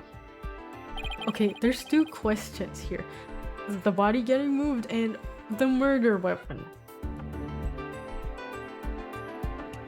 Which I feel like I know the answer to, but I won't say anything. Okay, that's exactly what I'm claiming. The victim hit her head at some other location. Most likely on the floor or some other flat surface. And this location was somewhere near where the bloody writing was found. In that case, she definitely could have written the message. Your Honor, I have the results of the bloodstain analysis. Oh, thank God. Ah, very good timing. Let's take a look. Huh. According to this report, the message was written in Detective Arm's blood. And, as the defense claims, only the parts of the message that were added afterwards were written in Mr. Justice's blood. It would appear that the defense assertion is correct after all. A bloody writing analysis added to the court record. A report that proves that the writing was done in Detective Arm's blood.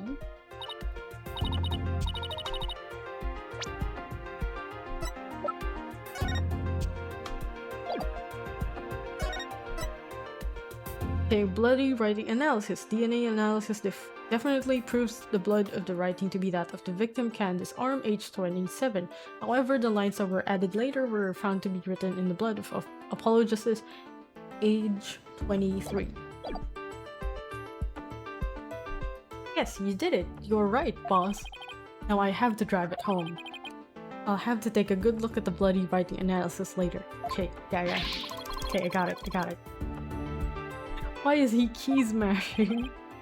Mr. Trinate, it is now apparent that you have told several lies to this court. I hope you have some sort of explanation for yourself. Fine, I will confess. You will? But then why are you so no, he's just gonna confess. Oh yeah, I moved the body or some shit.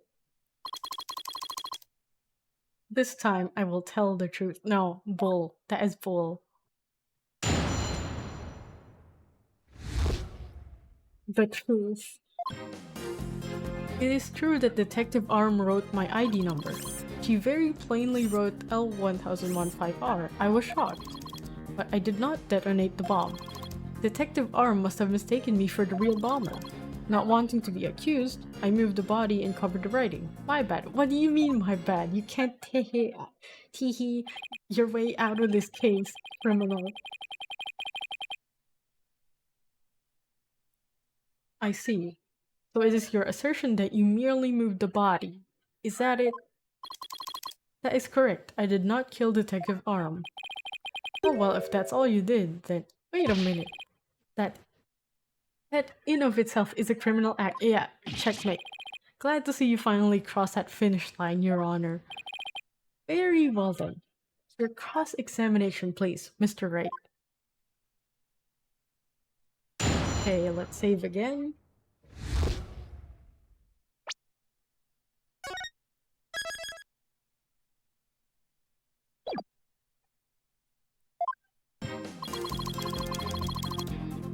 Hold it!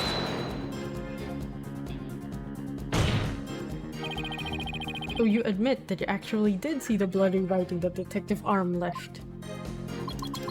My bad, I should have said so from the outset. No, shut up. And you are sure it was your ID number? I'm sure it was definitely my ID number. That number was assigned exclusively to me by the police department. The number is assigned to my goggles as well. So those funky things were provided by the police department? Although these are special goggles customized by me personally, well, I don't care. Speaking of personalized, these sunglasses of mine were custom made as well. I also don't care. They were specially created to be particularly dark and shiny. Speaking of special, my gavel is made of mahogany and was custom made as well. specially created to make a particularly loud and resounding sound. Wish I had something to brag about. Be all of that as it may, I just want to reconfirm you saw the bloody writing clearly, and that it was your ID number. That is correct. My ID number was written in blood on the floor. Hold it! And it was written after the bomb went off in the courtroom. Correct. I didn't know where she would write it, so that sent me into a panic. Sounds like you were quite in a tizzy. I were in his shoes, I guess it would have psyched me out too. I can't imagine coming across the message Sykes written in blood. If I saw a gasp in pain written in blood, it'd certainly make me gasp. Okay, shut up. No. Bad humor. No, it's not bad. It's just bad because it's coming from him. Rest assured, Mr. Tenate, I understand how you must have felt. And so you discovered your ID number written in blood in the scene, and that is right. I saw it with my own eyes. It very clearly. Okay. Okay, you did detonate it. How can we prove that? Didn't you? The victim may have had special knowledge of who the bomber was. I have no idea what thoughts Detective Arm may have had inside her head. It's not like I ever dismantled her mind to check. Mr. Wright, if you have suspicions about the witness, let's see your proof. Evidence is everything in a court of law. Even school children know that. How many years have you been a defense attorney now? Well, if you subtract the years when he was disbarred. How many years is that? I don't remember. Cut me some slack, will you? Don't feel bad, boss. You just got your attorney's badge back, after all. Yeah, he just returned from getting disbarred. In that sense, you're still more of a beginner than I am. I suppose I should be thankful you're not a licensed psychologist. Mr. Trinate, please continue with your testimony. With pleasure. My ID number was left at the scene, but Detective Arm must have mistaken me for the real bomber. Okay, sure. My mistaken. Do you mean you had nothing to do with the explosion? That is correct. That is why I was so shocked when I saw my ID number. The victim may have suspected Mr. Trinate for no reason other than the fact that, as a bomb specialist, he was in charge of the bomb.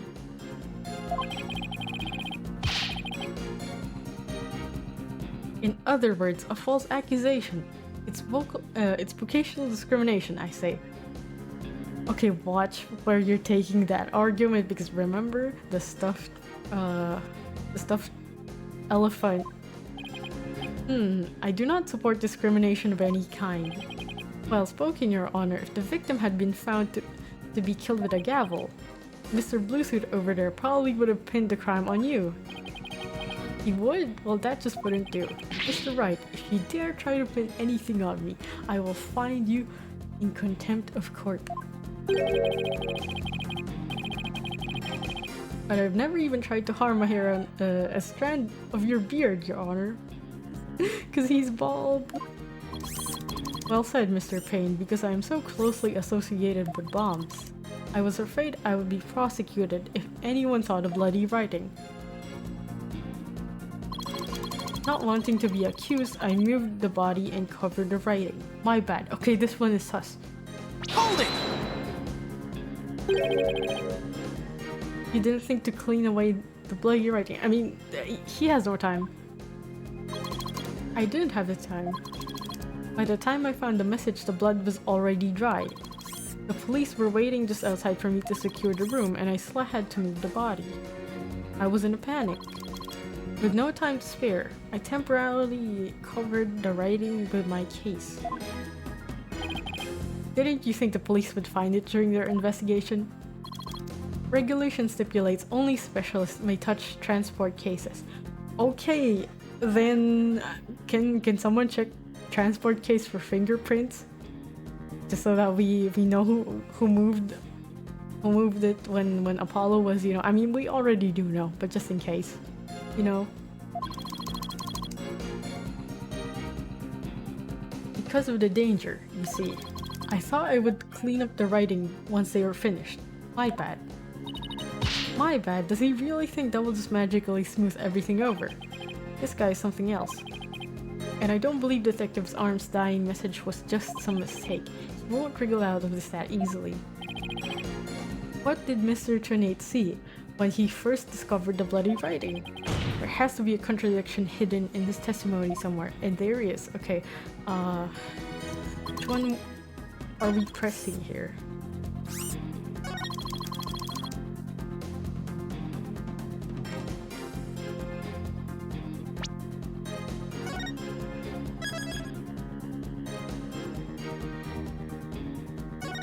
Oh wait, no. I'm not presenting the evidence. I'm just looking at the Wait, the remote switch is missing. Okay. Stolen just before the blast and is now missing. Okay.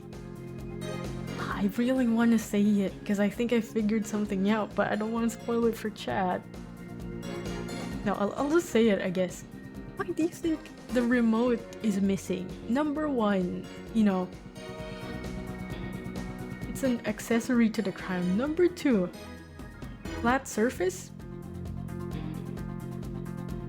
Flat surface. Dude, flat surface. He could have used it to, you know, to do that to her. And where could you hide something like that? Inside the transport case. See, I don't remember if that's what happened. I mean, there's something about the case, but I don't remember this one.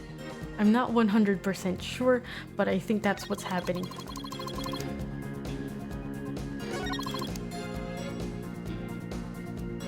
Moved the body and covered the writing.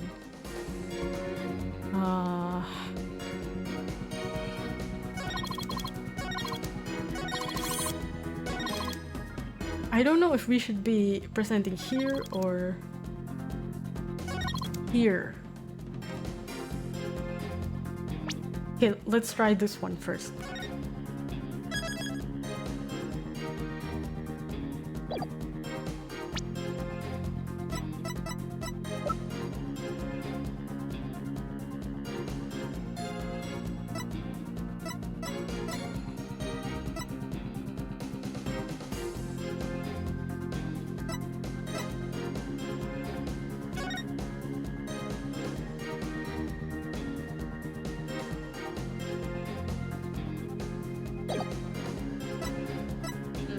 Hold on.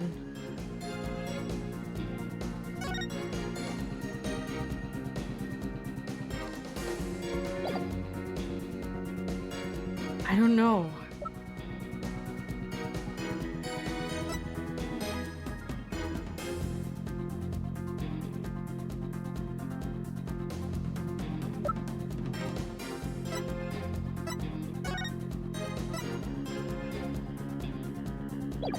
You moved the body and covered the writing. So if the writing was here, let's pull up the map again. If the writing was here, and then that was where the body was.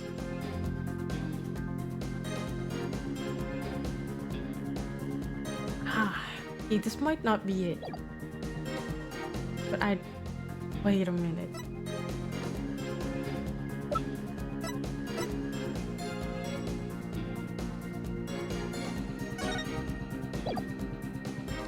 Between 8 and 11 a.m.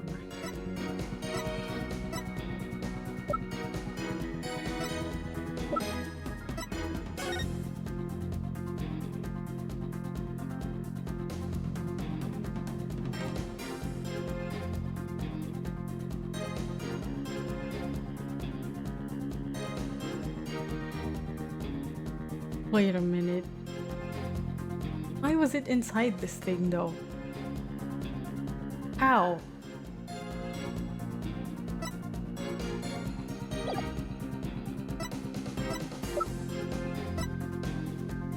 Okay, let's present this one. Objection! That was not it. Oh, that was not it.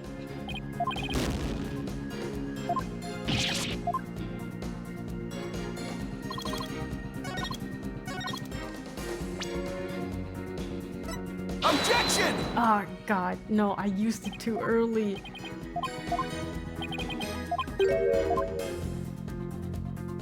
I used it too early. It's not that one.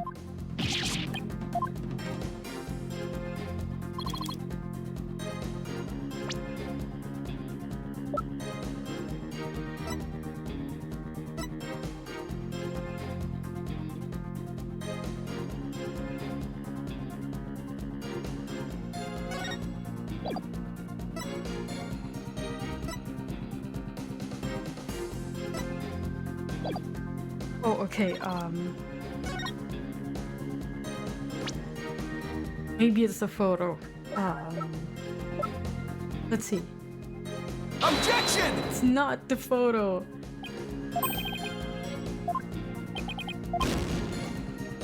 Okay, let's look at the other statements and... No, No, I'm not pressing that button.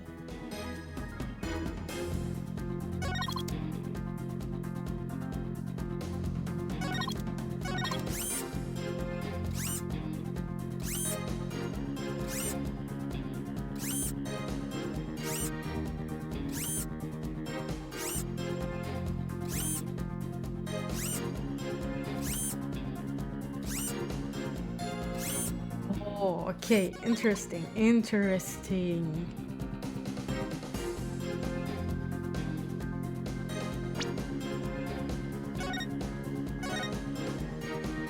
I see it now. I get it. I know which statement to press.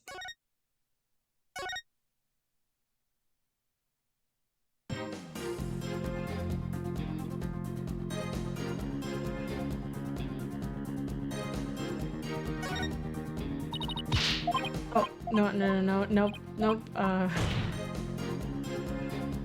It's this one. He very plainly wrote L1015R. I was shocked. Okay,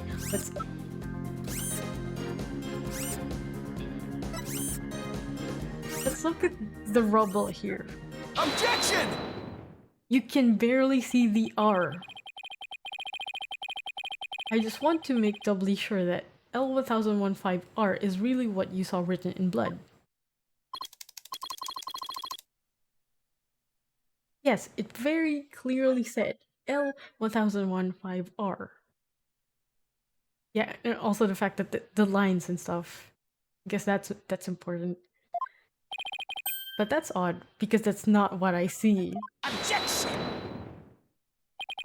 What on earth are you babbling on about now? Wasn't it you who claimed that the bloody writing was his ID number in the first place? Take a good look at the photo in the bloody writing analysis. Now tell me, does it really say L1015R? See, the R is covered. Oh, he's about to break down. Something is missing, isn't it? And that something is the final R. What is the meaning of this, Mr. Tenate? Oh, alright, now I remember there was no R on the end. It was just a slip of the finger, my bad. Come back, my beautiful contradiction. Mr. Wright, I'm not so sure it was just a slip of the finger. You have something for me, Athena? I sense that he's extremely agitated, almost panicked. He does look pretty flustered. Yo, why is he biting that? Well, Mr. Wright, it appears it was nothing more than a mere mistake. No, it wasn't. You can't just dismiss this thing. We are in the midst of finding a breakthrough. I don't know. Did he really just make a typo?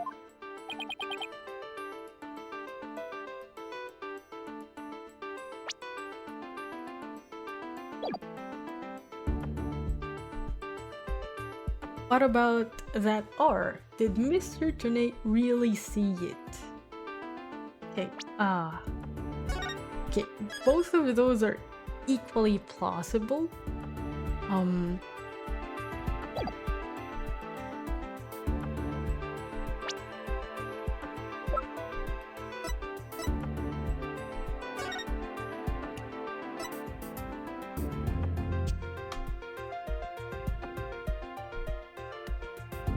So, okay, you could say he saw it and he panicked. Or you could also say he thought he... No, you could say that he thought he saw it and then he panicked. Or he actually saw it, so there's rubble covering it because he moved the body. Or something, I don't know.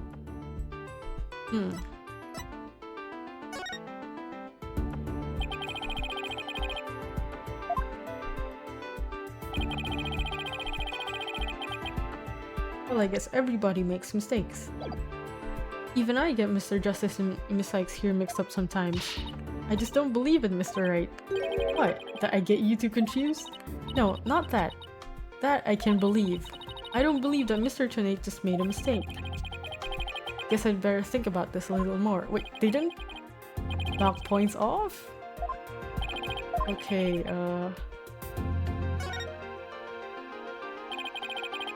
maybe Mr. Tonight really did see the R.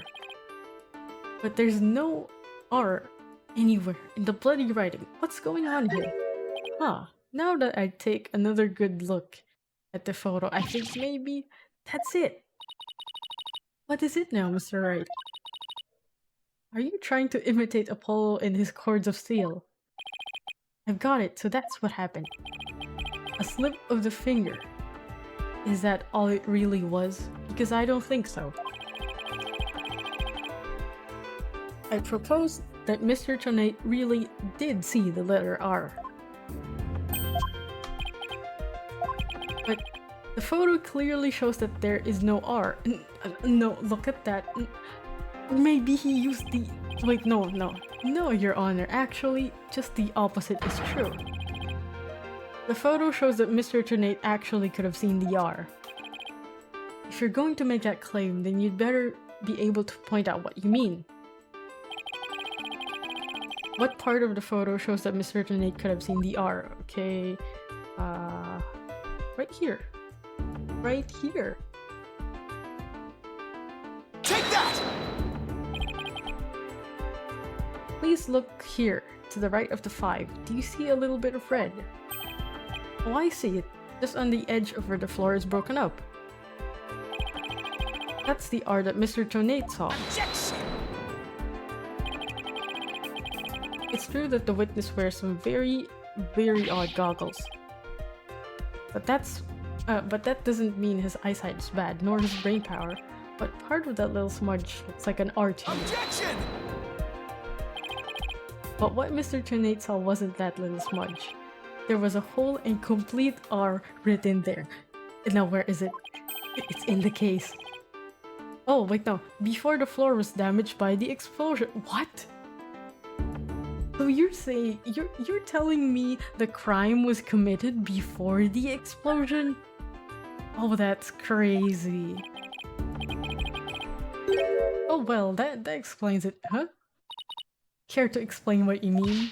Because you just proposed that everything happened in the exact opposite order. Yep, because that's the way it really went down. What?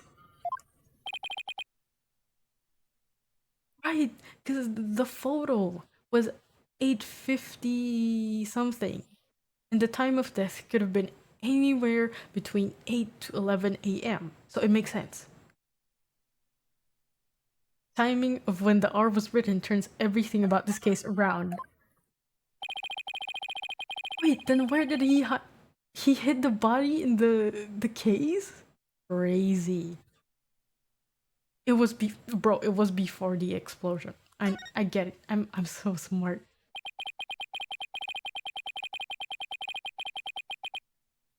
But the bloody message running off the edge of the damaged floor like that. We can only conclude that it was written before the explosion. But that's ridiculous. If that were true, it overturns your own premise. That's right, it does. In fact, it turns everything upside down. The victim was not killed by the explosion in the courtroom. Yeah, were there any, damage because of the explosion on her body? I don't know. She was killed before the explosion ever occurred. Yo, this is crazy. For a first case, I think this was solid. I mean, there was also the first case with Phoenix's ex. That one was also wild. Order in the court. What kind of preposterous claim is that? Have you not forgotten that the victim's body was found at the scene of the explosion? Well, yeah, he could have just hidden it in the trunk. Objection! For case. True, but consider this scenario. He was hit on the head and killed before the explosion, or even before the trial began. Her body was subsequently placed in the courtroom ruins after the bombings occurred. Yeah, because the case is there. She was in the case the entire time. You gotta search that case. There's blood on that.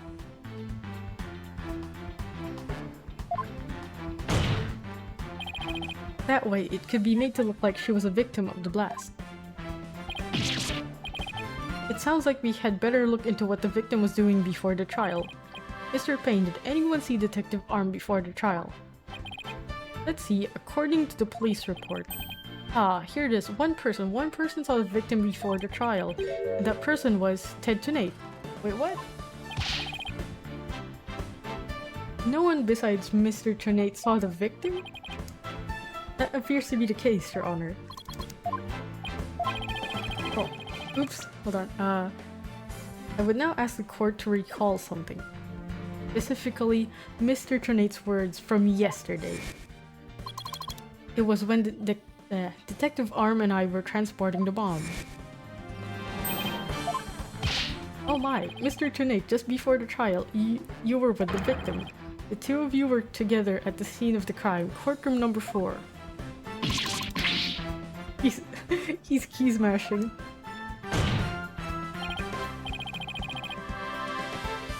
Your Honor, the defense requests new testimony from Mr. Tunate.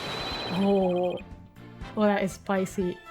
We wish to hear what he has to say about his whereabouts just before the trial. Mr. Tunate, your testimony, please. He is key smashing. He's completely unnerved, Mr. Wright. You must have hit the nail on the head.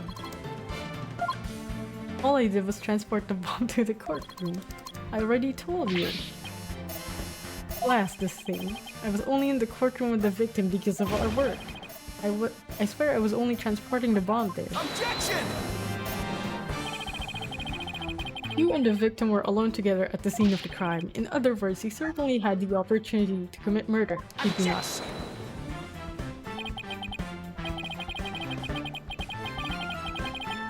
You always leave yourself so open to attacks, Mr. Wright. What now, Mr. Payne?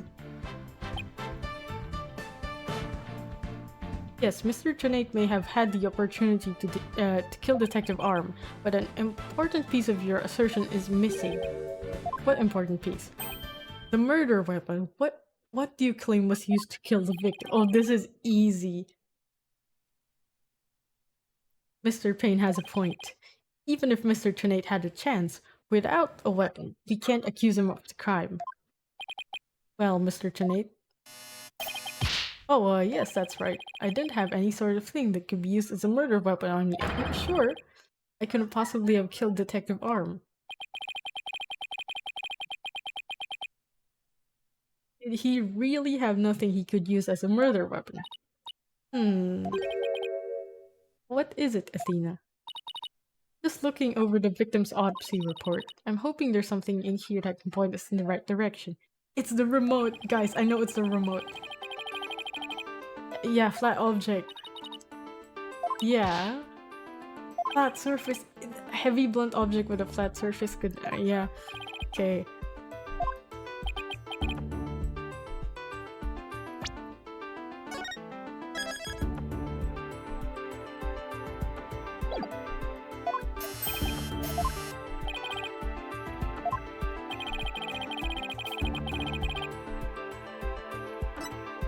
Take that!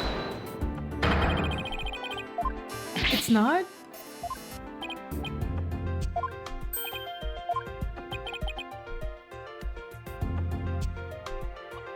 Wait, it's supposedly heavy, so what was it? And then Tedonate was like, don't be ridiculous. Oh, see, he was like, no, that's not the murder weapon. Oh, okay, how do you know it's not the murder weapon? Well, you confirmed that this piece of evidence was not the murder weapon. What? That narrows my candidates down by one. Okay. Blow to the head. Wait, the bomb! It could have been the bomb because it was heavy and it's a flat surface. It's the bomb.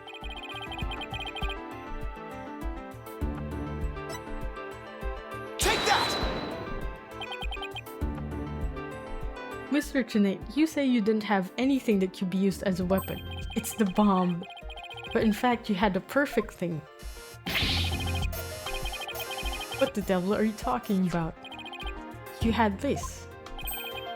That's the bomb. I thought you were trying to prove that the victim wasn't killed by the bomb blast. Yeah, it wasn't a blast. It was a different kind of blast. Bomb blast, no, but I believe Candace's arm was killed with this bomb. Because this is the blunt object that delivered a fatal blow to her head.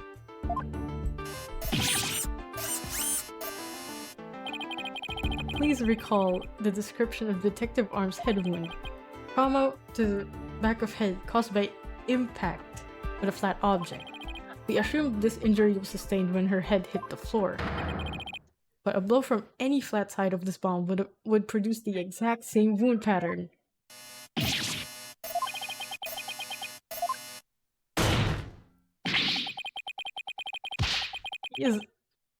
He is breaking down? Question mark? Why is he laughing like this? Okay, he Michael Jackson looking ass. What's written? And show me some proof. Where is the evidence that I hit the victim with a bomb? Yeah, the bomb's gone, so shit. He's right, I don't have anything decisive. No, you do. Did you find any of the victim's blood on the bomb? That would be decisive proof. But too bad, the bomb is blown to bits. It's long gone. I mean, wait, no, the remote and then the case. We still have that.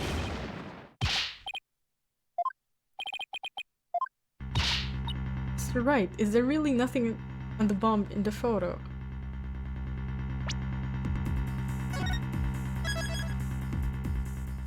Photo? Wait. Dude. The bomb is there's a crack on it, dude. There's a crack on it. Do you see that?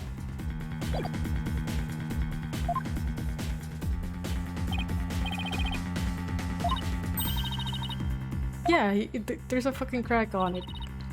Maybe it broke when it made contact with Detective Arm's head.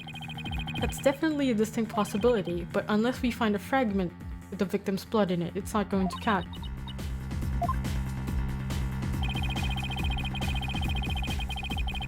By setting off the bomb, Donate managed to obliterate all traces of the murder weapon. What in the world do I do now? Phoenix, it's me! Believe in yourself! Okay, look at things in a different way. Instead of looking for things he wasn't able to hide, yeah, I should be looking for a way to expose the things he did hide, which is the body and the remote. Ted Tunate murdered Detective Arm before the trial started. Then he placed her body in the courtroom after the bomb went off. I think we're gonna have to present the case. Which means there was something he needed to keep hidden until then. And I think I have just the statement. Time to present the photo that shows exactly what Mr. Trinate had to hide.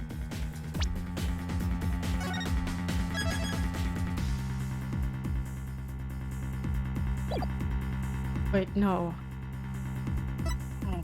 Remote switch? Either the remote switch or the body, but I'm going with the switch first. Take that! Ah, it's not. Take that!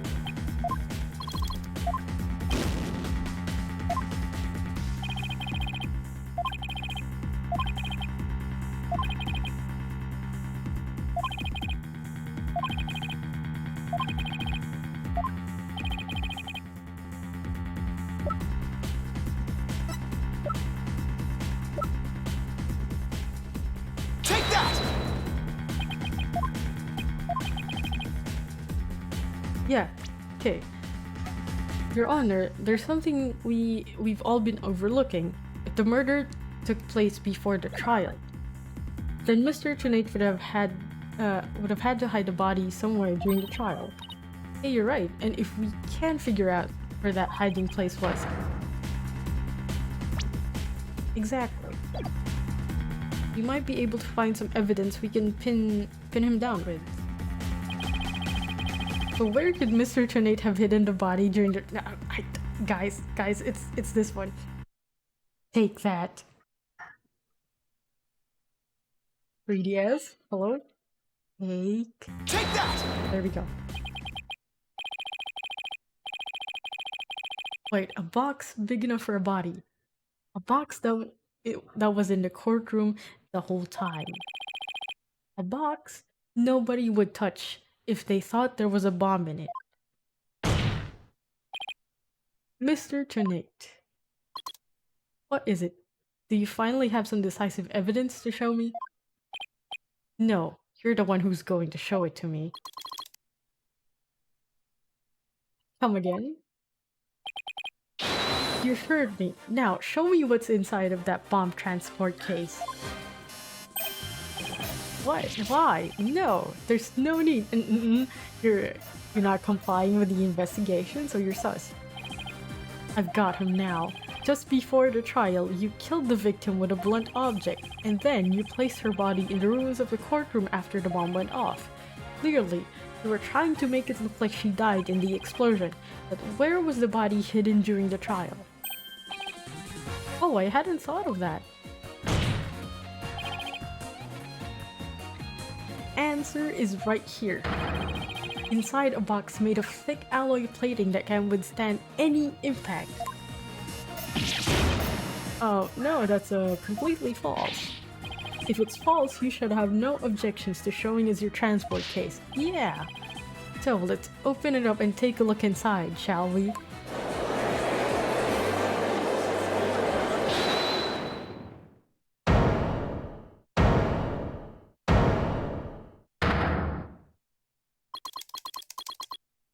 Let's not.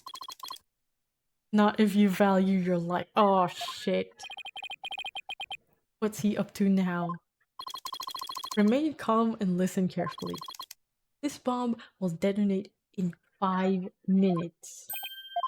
What? Oh. I repeat, this HH-3000 will detonate in 5 minutes. What's going on? Your Honor, I recommend you adjourn this trial before this bomb goes off. Now, he's bluffing. He's bluffing, dude. Mr. Trinate, are you threatening me? Hehehe. I am the only one who can disable this bomb.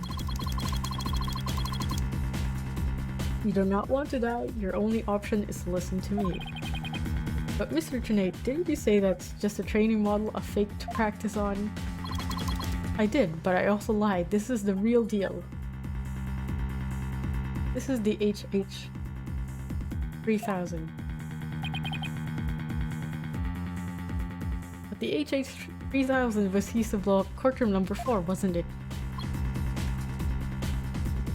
How do you know it was the real HH-3000 that blew up courtroom number 4?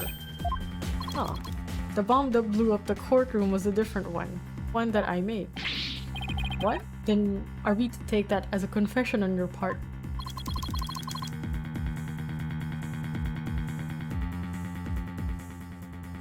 Take it any way you would like.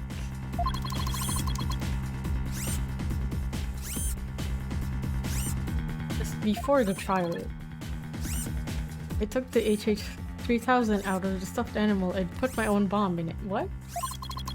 That was the bomb that exploded and destroyed courtroom number 4. Sure, okay, I don't know. Mr. Trinate, please be reasonable. Do you really expect us to believe a crazy story like that? I mean, we could look at the thing. That's... I don't know. Is there a crack on it?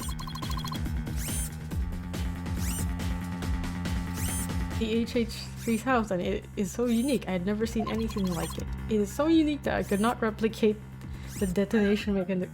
Yeah, then that's not going to blow up then. So I just had to have it. Besides, did anyone look inside the stuffed animal during the trial? Oh shit. Did anyone check to see if it was really was the HH-3000 in there?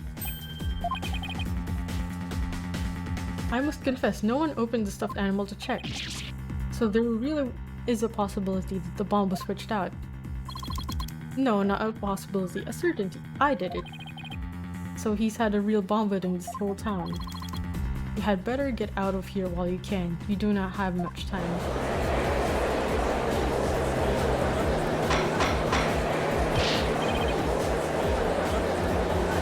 Order in the court, okay. Oh, my voice is getting tired. Oh, they're panicking.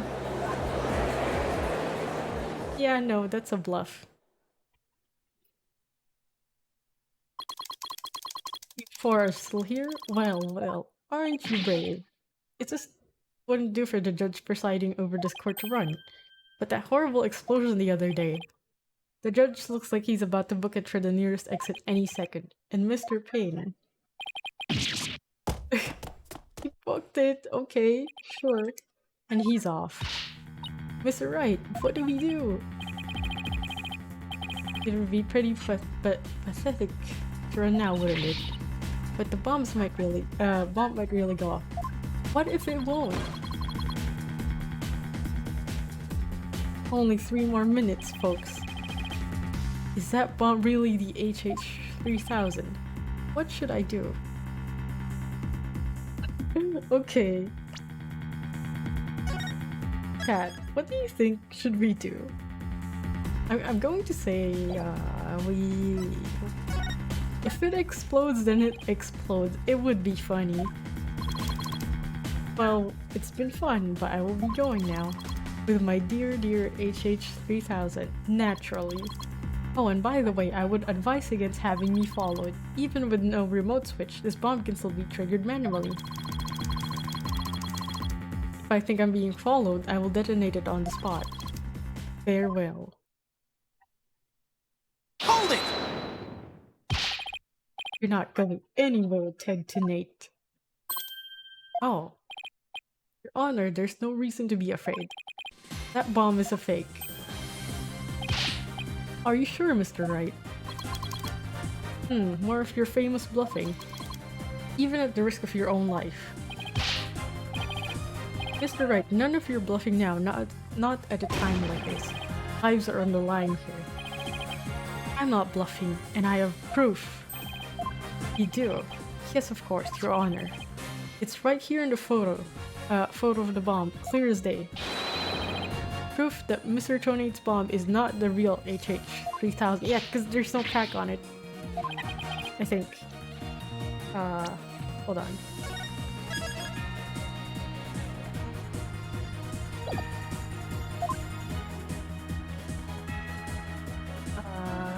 Hold on.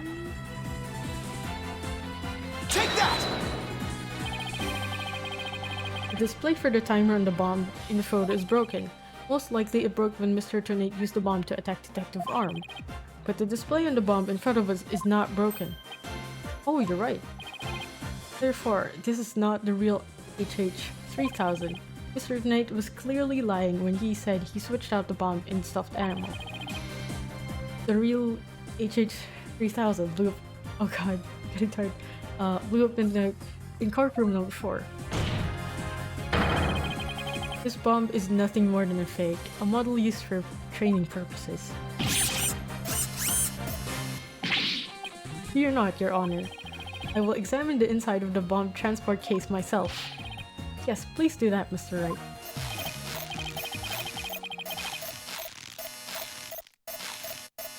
I like how his breakdown is like that. Like he exploded. Look at that, there's a blood stain. Just as I expected. Your lies have all been blown to bits, Mr. Tonight. I'm confident DNA analysis on this bloodstain will confirm that it's Detective Arm's blood. And that those results will conclusively prove that you murdered Detective Arm.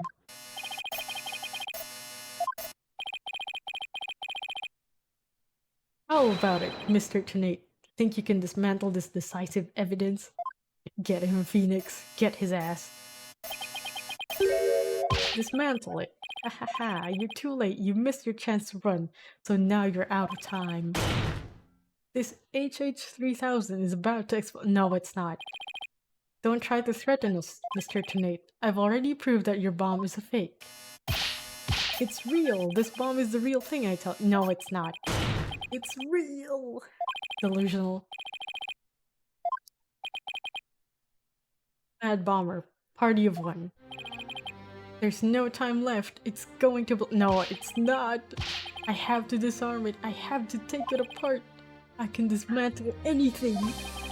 I can take apart evidence. I can take apart bombs. I can dismantle it all.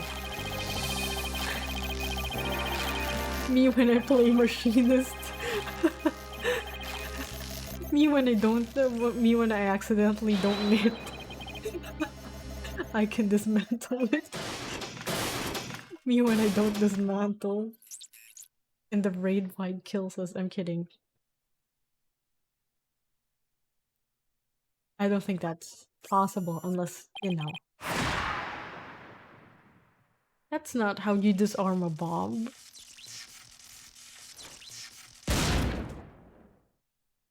Oh. Oh, okay.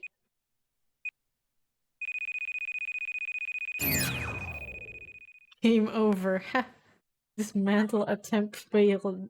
Clown. You clown. This is what being a criminal gets you. This is what murder gets you. My life has been blown to pieces. Haha, funny. It's all that stupid woman's fault. Oh, what? I was selling the bombs I disarmed on the black market. When I tried to take this one, she just had to notice, didn't she? She confronted me in courtroom number 4 that day. That's why I had no choice. What? What do you mean? You're insane. Before I knew what I was doing, I hit her. It's all her fault. What the fuck? While I was looking for a place to hide her body, she left a message in her own blood. The trial was about to start, so I didn't have time to clean it up. And now all this. I thought for sure I could disguise her death with an explosion. Then that stupid defense attorney started sticking his nose into my business. After my testimony yesterday, I went to courtroom number 4 and I found that kid all up in my bomb transport case.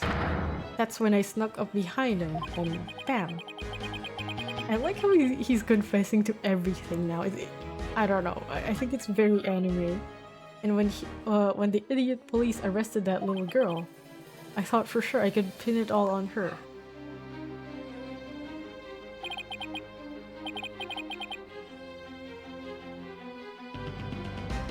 Why, oh why?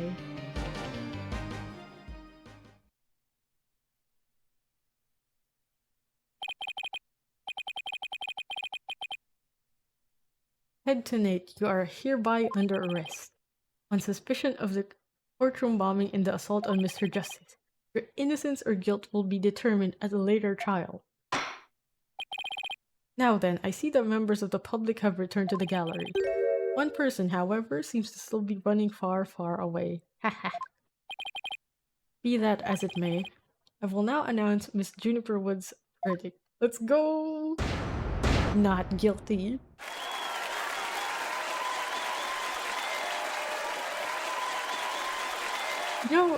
Seeing this screen, sorry about that, seeing this screen has the same energy as when you get a full combo. The end of a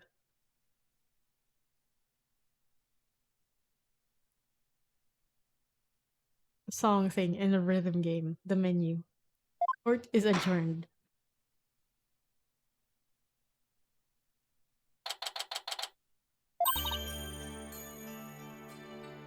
Did it, boss? Yeah, I guess we managed to pull it off somehow. So many mysteries cleared up all at once. It was amazing. It just sort of worked out that way, didn't it? That's not the kind of thing that usually just works out. You made it happen. In the way that mean old prosecutor hightailed it out of here, that was great. Yes, you're right. Nina, thank you for everything you did for me. I'm so happy for you, Junie. Now we can go back home to the forest in peace. I hope the both of you will come and visit me there sometime. That would be nice. Thank you for the invitation. I don't know, Mr. Wright. I'm not so sure you could make it all the way up to Junie's house. How high up do you live again, Junie? Around 3,000 feet, I think. That's no forest, that's a mountain. You know, boss, there's something that still bothers me about the case. One little mystery you never got around to solving. Which one? Wait, I think they're gonna make you choose, which one it is. Which one is it? Is this the unsolved mystery you're thinking of?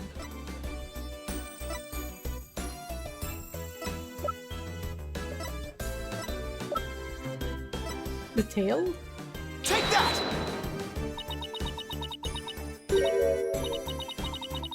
Was it? Then what was it? The missing remote switch, okay.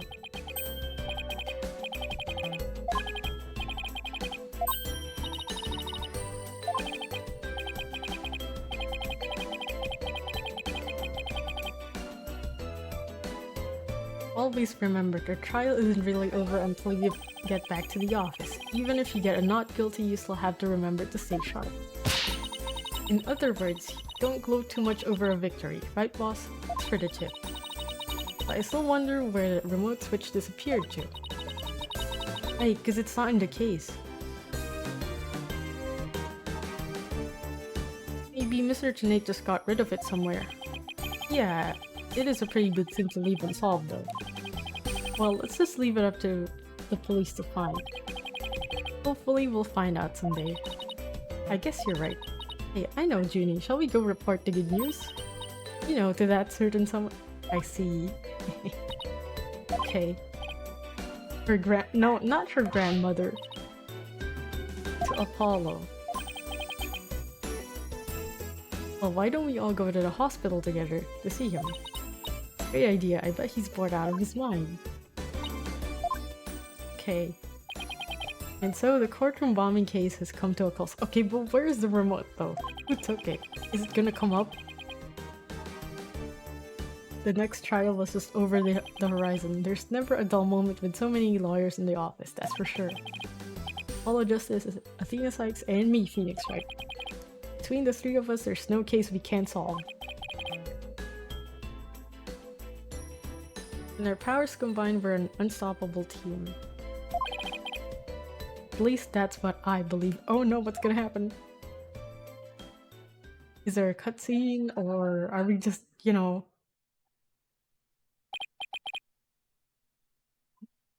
But all of that changed with what Apollo said to us that day. It was something that would put my faith in us to the ultimate test.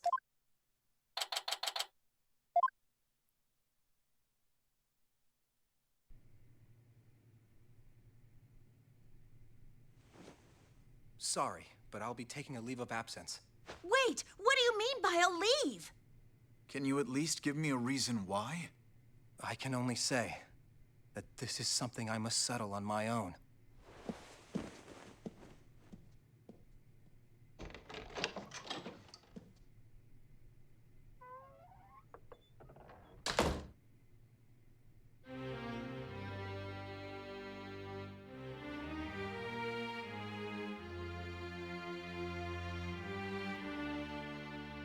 Oh, why, Apollo? Why are you shutting us out?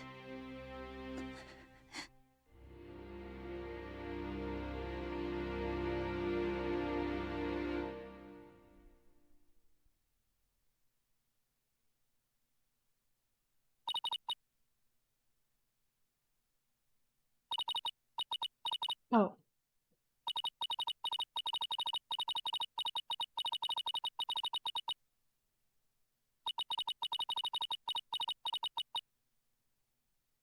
wait, hold on. I didn't catch that.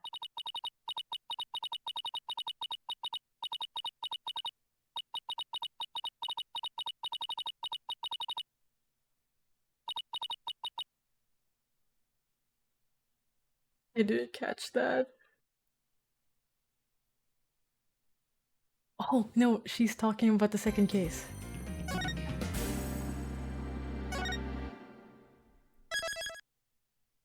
Leave of absence.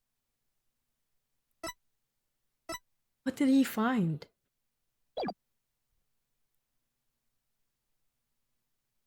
Wait, no, I didn't mean to do that.